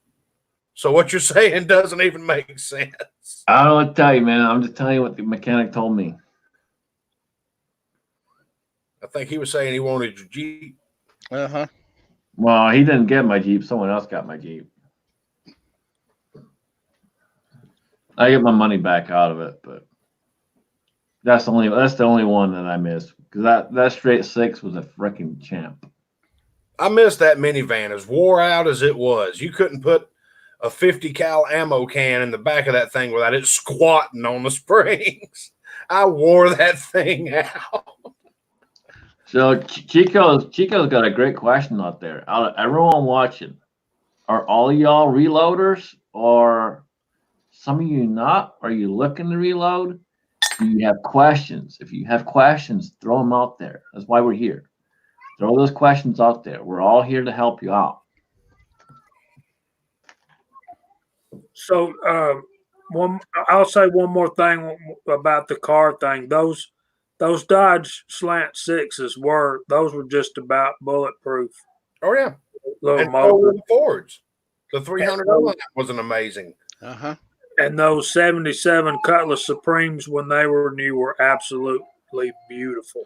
Are you Man. talking about the Dodge Slant 6 or the Jeep Slant 6?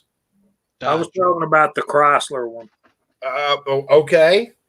The Dodge one or the Jeep one? The Jeep one was the 4-liter. The Dodge one was the 3.8 liter, I think. Time out. 3.7. First of all, you're talking to somebody that don't 225. know or care. I'm talking about the Dodge Dart Slant 6. Okay. Yeah. And Yep. my 225. dad was a Dodge man. I'm not. I'm a Chevy Ford kind of guy. What Now, was it? 225 in the Dart? Yep, 225. I've been around from you. Red Bullet Junkie, he showed up, so we can start now, y'all. Well, Shrend is back too. That was a nice 5 minutes there, Shrend. I see you're running on women's time there. 3 hours later. Right.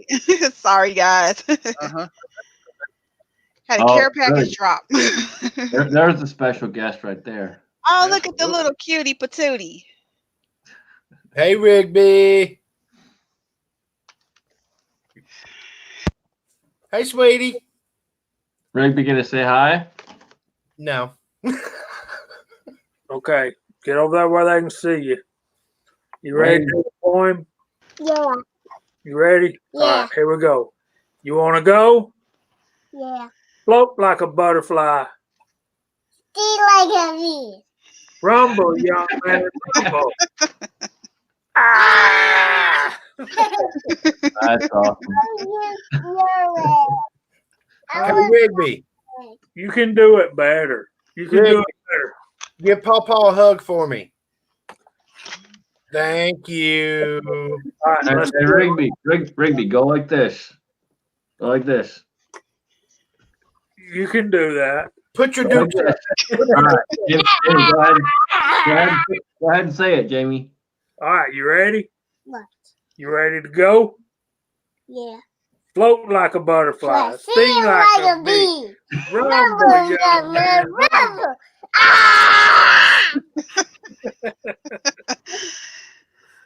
I love it. That was the cutest girl face. I love people cute. She's tickling Mike. I love a single cute. Look at all of those people telling you, hey, Rigby. I tickle everybody. You tickle everybody? Yeah. Okay. You're excited tonight, ain't you?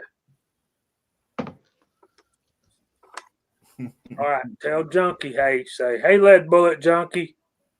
Hey, Juggy. Hey, Billy Juggy. Holy junkie. I got tickle you. Yeah, I know you got tickled. All right, get out of here. Go find Mimi. Yes. I don't want to find me. Oh, that's funny. Do we have an announcement? Everybody's saying, hey, Rigby. Rigby's having fun. I'm And- having fun to get my shoes. And you don't wear diapers anymore, do you? I do. Do you? I I- thought you were a big girl. I'm not a big girl. Yeah, you I'm are. beautiful. Yeah, you're so humble, too. Get out of here. We're talking about reloading. All right, y'all got to help me out here. Look, Wow. She just added beauty to the screen. look, What you got? Show them what you got. look. I got a chip clip. Yeah, that's my chip clip. I have my chip clip. Woohoo! All right, if you don't behave, Chico's going to have a talk with me, and we're going to disarrange your arranged marriage to Carter.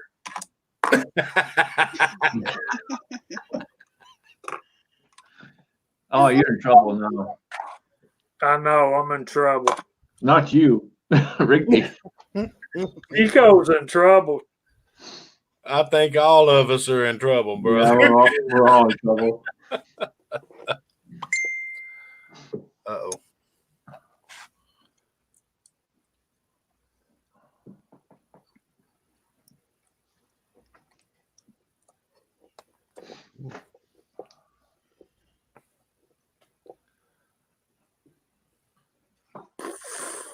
All right. Let me blow it. Let me That's blow a my good balloon. question, Cranky. Cranky, I'm blowing this with my balloon. Hey, do you like Smith & Wesson or Rugers? Nothing with this. Woo!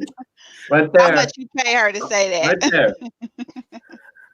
Oh, that's amazing. Right there. Russ, if you know anything about Georgia, What? I live in Rome. No, I'm right here. Chico's from Metro Atlanta area, and Kyle's in Cartersville. And I think, and the reason I say that is Russ is just across the line in Alabama. Run in there, Mimi's looking for you. So yeah, Russ, anytime you want to bring that 629 you're using for a boat anchor over, I'll give you a cinder block for it. I've actually got a boat anchor. I'll trade him for it.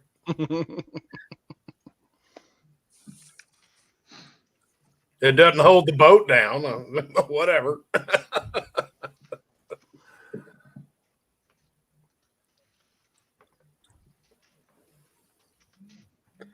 Yeah, she gets pretty much what she wants around here, Junkie. That's what we do. It's pretty much blatantly obvious, Jamie. Well, it's like that's my job as grandpa. You're right? dang right it is.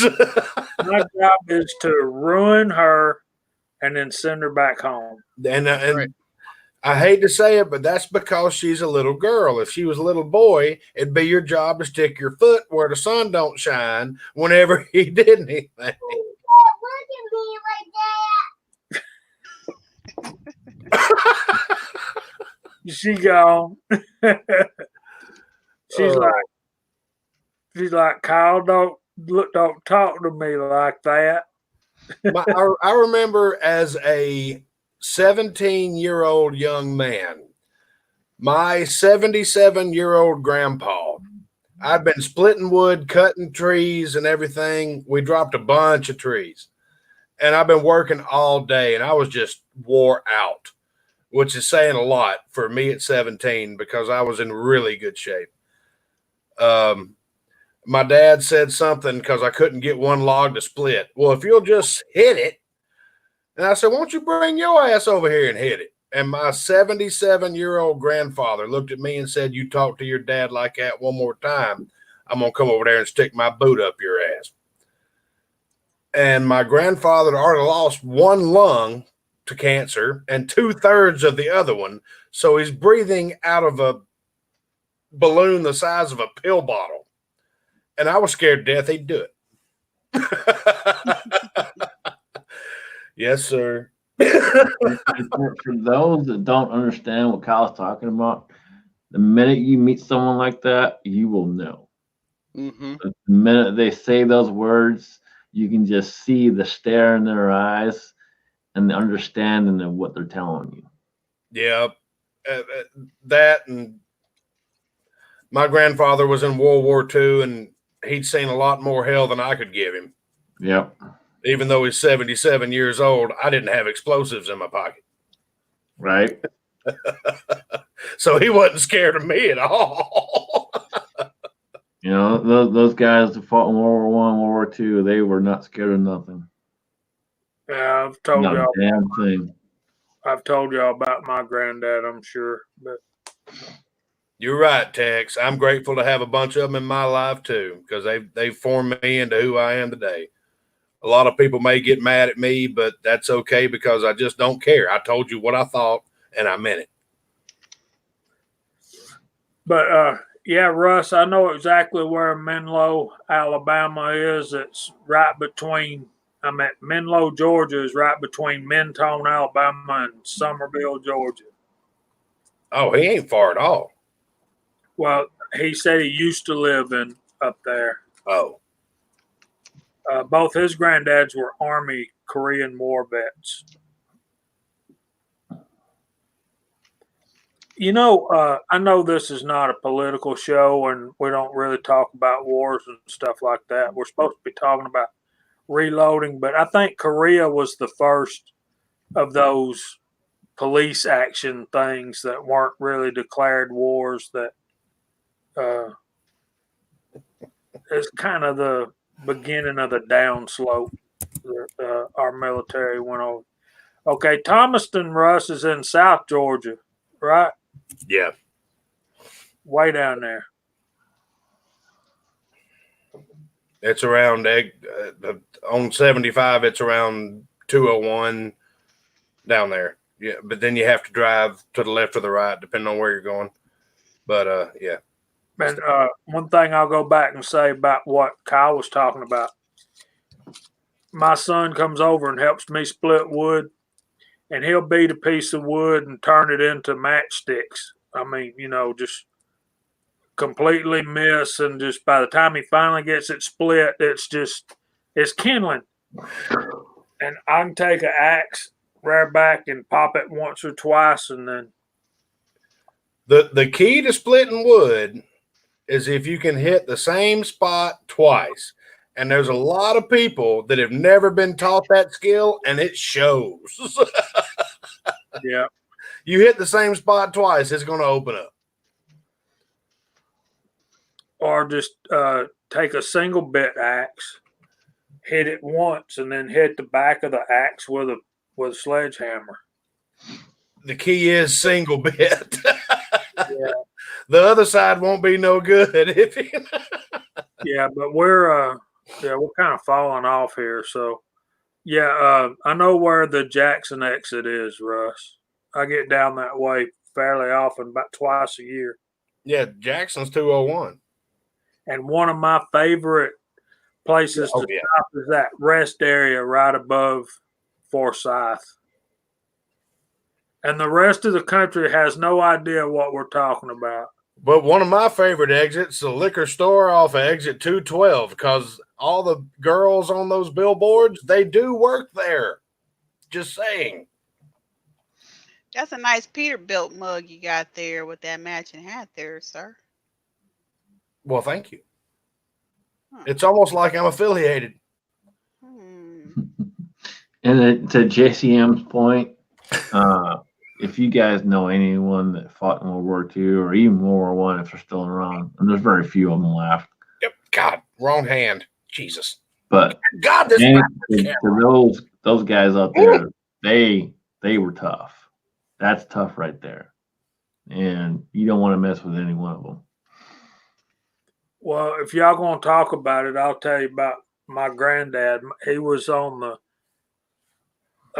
second ship that hit the beach at Omaha, Normandy, on June 6, 1944. And while they were unloading, the tide went out, and he was stuck there. He was the bow gunner because he could shoot better than the rest of them. And they were there for 12 hours. And anyway, he had 2 Purple Hearts and 2 Bronze Stars. So wow. Yeah, he's my hero. Hey, Mike, we got a question for you, sir. What calibers do you load for, and which one's your favorite? Currently, 12 gauge, 20 gauge, 9, 380, 40, 45, 308, a little bit, 30, 30 this summer. I don't know. Kind of hard to pick just one. I guess probably the one I spend the most time loading would probably be 40. Really? You spend the most? Is that because you shoot the most of it, or? Yeah. Okay, all right. So I've got a few 30-30 videos out there and plan on doing some more. We'll get together and talk about 30-30. you bet. Chico, you know his least favorite to load is 380. Is that right, Mike? Probably. Thank you. I've actually just recently started reloading 380. It's an enjoyable process. The problem is separating the brass from 9mm. Yes. Oh, that was a fail. Do any of you do any precision long range shooting? Not yet.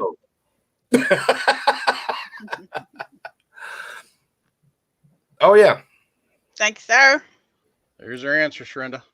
I've recently delved into that myself. Lyman Shot Shell Reloading Handbook, 5th edition. I've had a lot of fun with reloading shotgun shells. It's actually a lot more volatile than you would think. Oh yeah. I actually count. Well, I didn't count, but not the individual shells, but I have probably 12 5-gallon buckets of holes. Nice. Yeah, you do shoot a lot of shotgun. You do. I have actually, it's the Vanessa says thank you as well, Mike. My property owner where I hunt is also a friend of mine from my church. His son is into trap, skeet, all that stuff. He's on a team and they travel around shooting it. So I'm probably going to be getting into the shot shell reloading for that kind of stuff. I can't justify shot shell reloading right now because back almost 2 years ago, somewhere in there, I scored so much ammo from Walmart. It's not even funny. So I can't even justify it.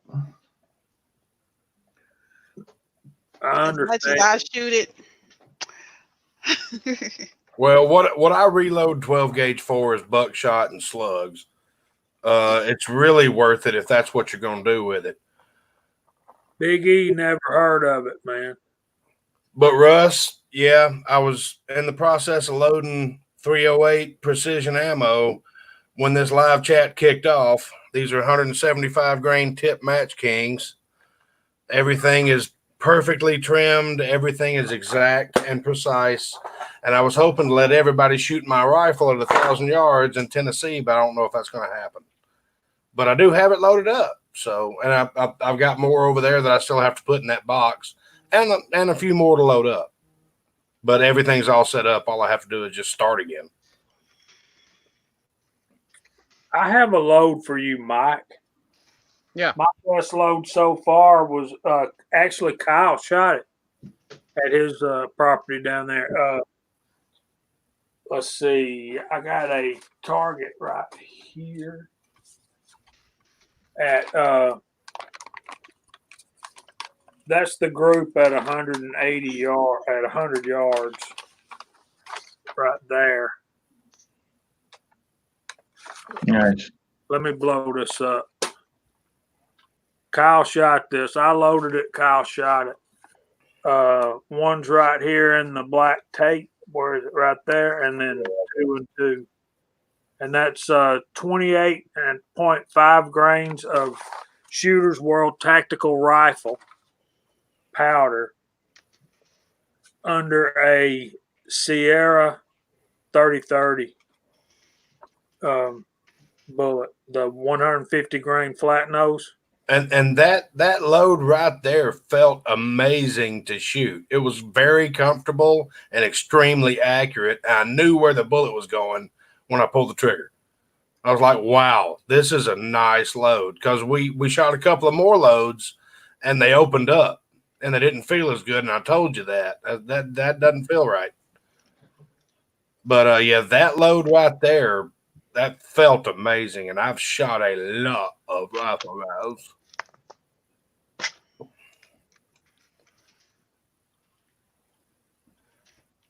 That's a poke, Russ. 700 yards. Yeah, I've got some property that I have access to, and 250 is not a problem. 350, you just have to work at it. On the back side of the property, you can get to 650, maybe 700. But you have to wait till it's wintertime and there's no leaves and stuff like that. It's down in southern Georgia, so. And it's not a field. It's a pine tree farm. Actually, OCD, that load is on the label of the powder bottle. Let me go get that and I'll show it to y'all. But we are over time. We need to start wrapping this up. So Actually, we're right on time because we were about 10 minutes late. Yeah, we were. But So JCM 45, that's actually what's sitting back there that is going to hopefully get shipped out in the morning. Is a 600 Junior with a primer feeder. So I told Shrenda about a month and a half ago I was going to ship it out, and we're running on Mike shipping, so that's usually about 2 months late. So Actually, I heard it with the time rate you gave me. That's actually expedited Mike shipping. that's right. And Mike, honestly, if you have any questions about shotgun reloading, I hate to throw you under the bus here, JCM, but get in touch with JCM on Slack or Discord or something like that. He's an extremely knowledgeable person, and he really helped me out a lot when I first started. Yeah. Man knows what he's talking about. He's been doing it for a minute. Oh, yeah. One of my favorite things I've done with shot shell so far is when the boys were shooting trap, they started out with 20 gauges. They were shooting the Mossberg 510s, so they're the little short ones. Mm-hmm. Spent some time working on the load using a Lee load all 2, and took a 18.5-inch barrel and made it pattern like a 26. So nice. Now the other nice thing about shot shells and kind of on your comment is you said you got a crap ton from Walmart, or was that Scotsman? That might have been Scotsman. It wasn't me. I haven't. Yeah, I got a whole bunch a couple of years back. I mean, I bought cases upon cases for super cheap. So the thing with loading shot shell, when you're loading shot shell, you're not loading that 100-round pack that you get at Walmart. You're loading AA's, or you're loading STS's, or you're loading, Federal Trap Club. You're not loading that cheap round. You're loading that next level up because you're automatically spending more time and effort on quality control. Your primers are seated consistently. Your shot cup is seated consistently. Your powder charge is consistent. A lot more consistent than those cheap factory 100 packs are. So that's something to consider when you're talking about loading. You're not loading that $5.25 to $550 box. You're loading that $850 to $950 box shot shell, if just for regular trap loads and stuff. So yeah, that makes sense. And the ones I bought were originally close to $10 a box, and I think I got them for about $1.50 a box. What the hell? And nobody called the cops on you for that robbery? I'll tell you this, man. I argued back and forth with 2 different managers before they finally sold me the cases I wanted. It took me a good half hour, 45 minutes plus the hour drive to get there to get them. Yeah. I just got a girl chubby after hearing that. But it was well worth it. Absolutely. You got to fight sometimes for these deals. You got to fight. Yep. If you know you're right, you hang in there and you get the deal. Hell, my favorite load that I can't afford runs about $15 a box. For 25 rounds? Yeah. Of course, the person that introduced me to these shoots what's the brand called? And I'm getting ready to mess it up. Krieghoff, Krieghoff. a $18,000 or $13,000 shotgun. So I've never seen one that's worth that much. I was pissed off to pay $500 for my Benelli. yeah, it was one of those where they're like, "You want to shoot it?" And I was like, "No, sir, I do not want to like it." You get the Satori lightnings and all that stuff, them over and unders, and they can just charge whatever the hell they want, and people pay for it. It's just a 2-shot shotgun. But they're sequentially numbered. Who gives a shit? Yeah, now the one I like, I don't got that much money. $1,000 will get me the one that I like, and maybe less than that. Jamie, check your cell phone, sir. I did. We can do that whenever they want to. I think that would be a nice. Hey Jamie, can you throw up Chico's comment, because I love that. Bless your heart. Bless their heart. That's straight out of Nathan's playbook right there. Mm-hmm. Yeah, I'm spending about $5.50 a box, maybe $6 a box. Yeah, I've never spent that.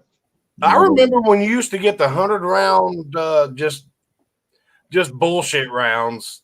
You know, the value packs for $9, $8.95 or something. Mm-mm. Today is $22.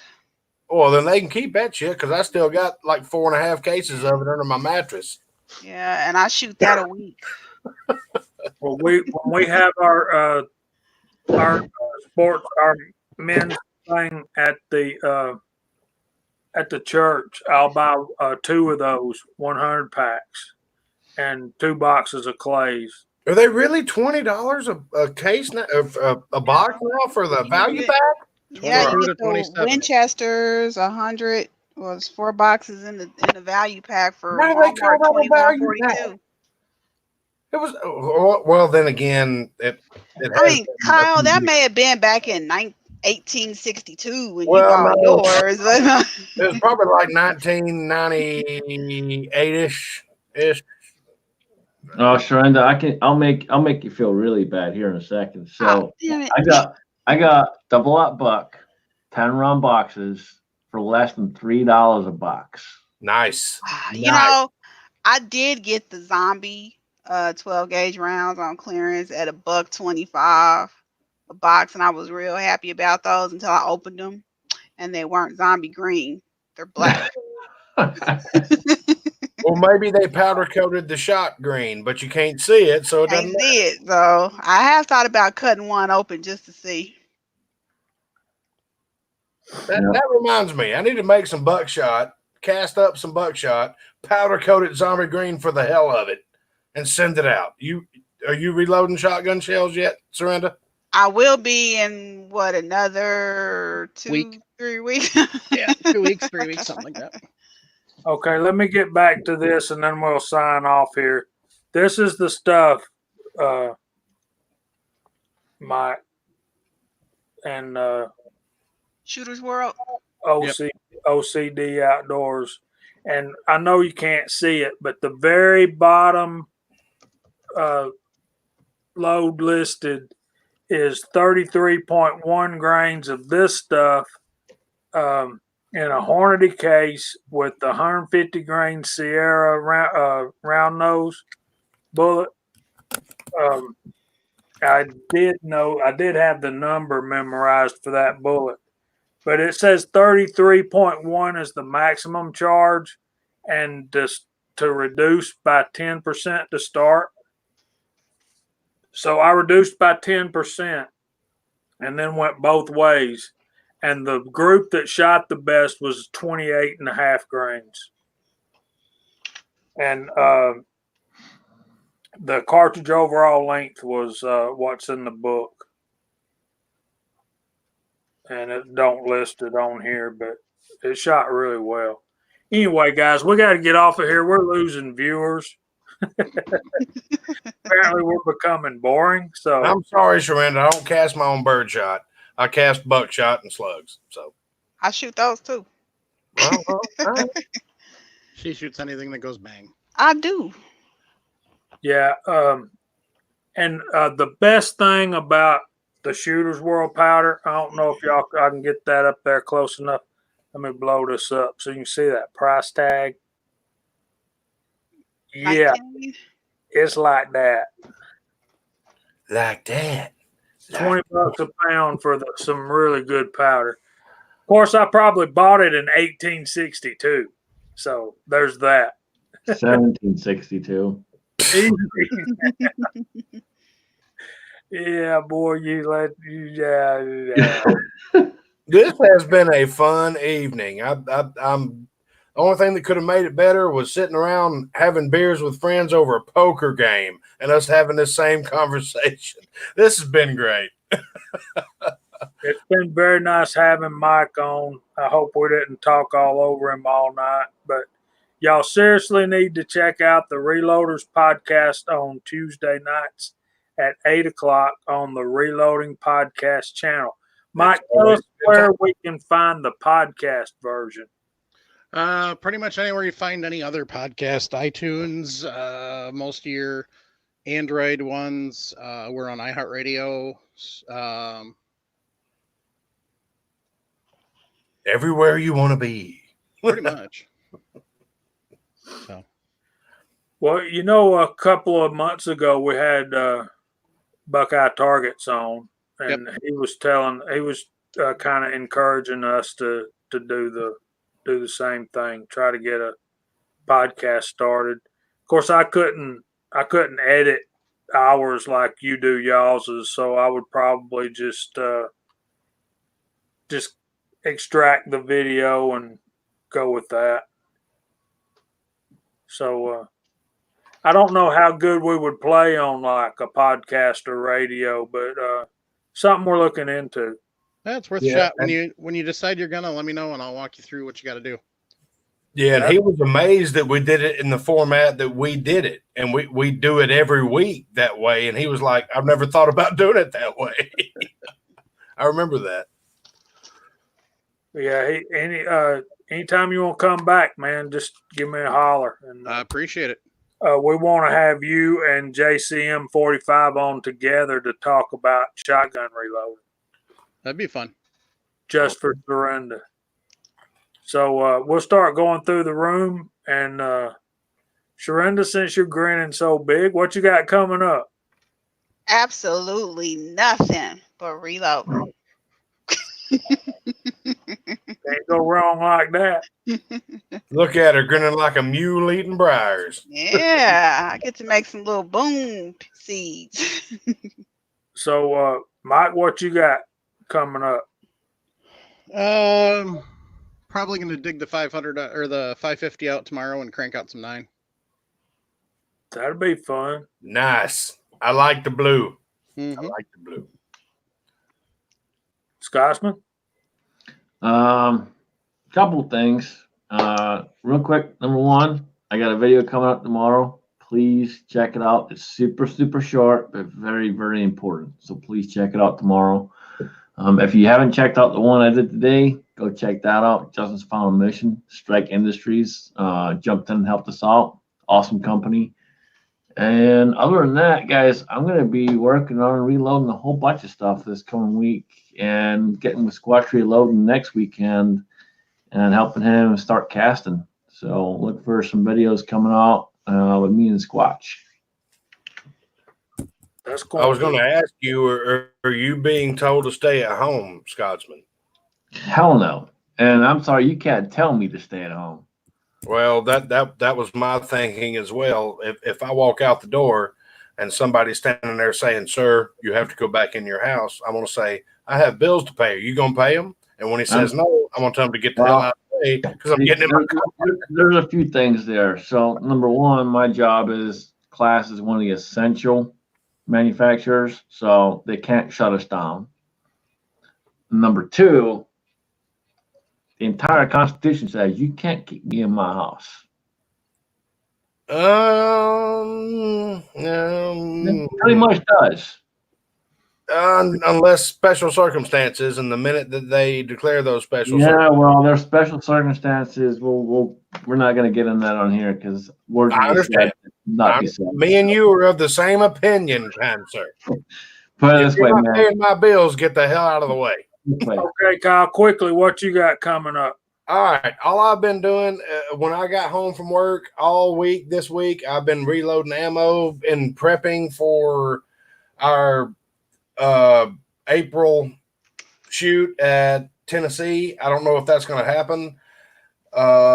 Tonight, I prepped a bunch of 308 and loaded a bunch of 308. I got more to do. I got more 44 Magnum to do. They've ramped up our schedule at work. I have to work tomorrow. We've been deemed as a necessary evil, even if all this crazy stuff comes about. But I'm thankful that everybody is still able to get in the side chat and harass us because that was fun. We had a lot of fun tonight. I'm looking forward to the JCM and the Mike meetup because I think both of them have way too much information for their own heads and they have to let it out. I need this to be over with so Mike can come up to what is it, Sierra? Oh yeah. I'm telling you, that's going to be great, and I can't wait for it. Mike, it was great to have you here. Thank you. Been watching you on the Tuesday night chats and stuff like that. I usually turn y'all on and just start reloading ammo, listening to it, and I'll yell at the computer every now and then, but sometimes I don't. I'm sorry, that's just the way I am. But I appreciate everything wrong with that here, especially Mike. Thank you for showing up, my brother. It was awesome. I've got a German Shepherd asleep at my feet, and since I have to be at work tomorrow, I think that's a sign. Well, I want to thank everybody for coming in tonight and detoxing with us a little bit. And here, put it right there. No. There's a hole right there. Okay, just a minute.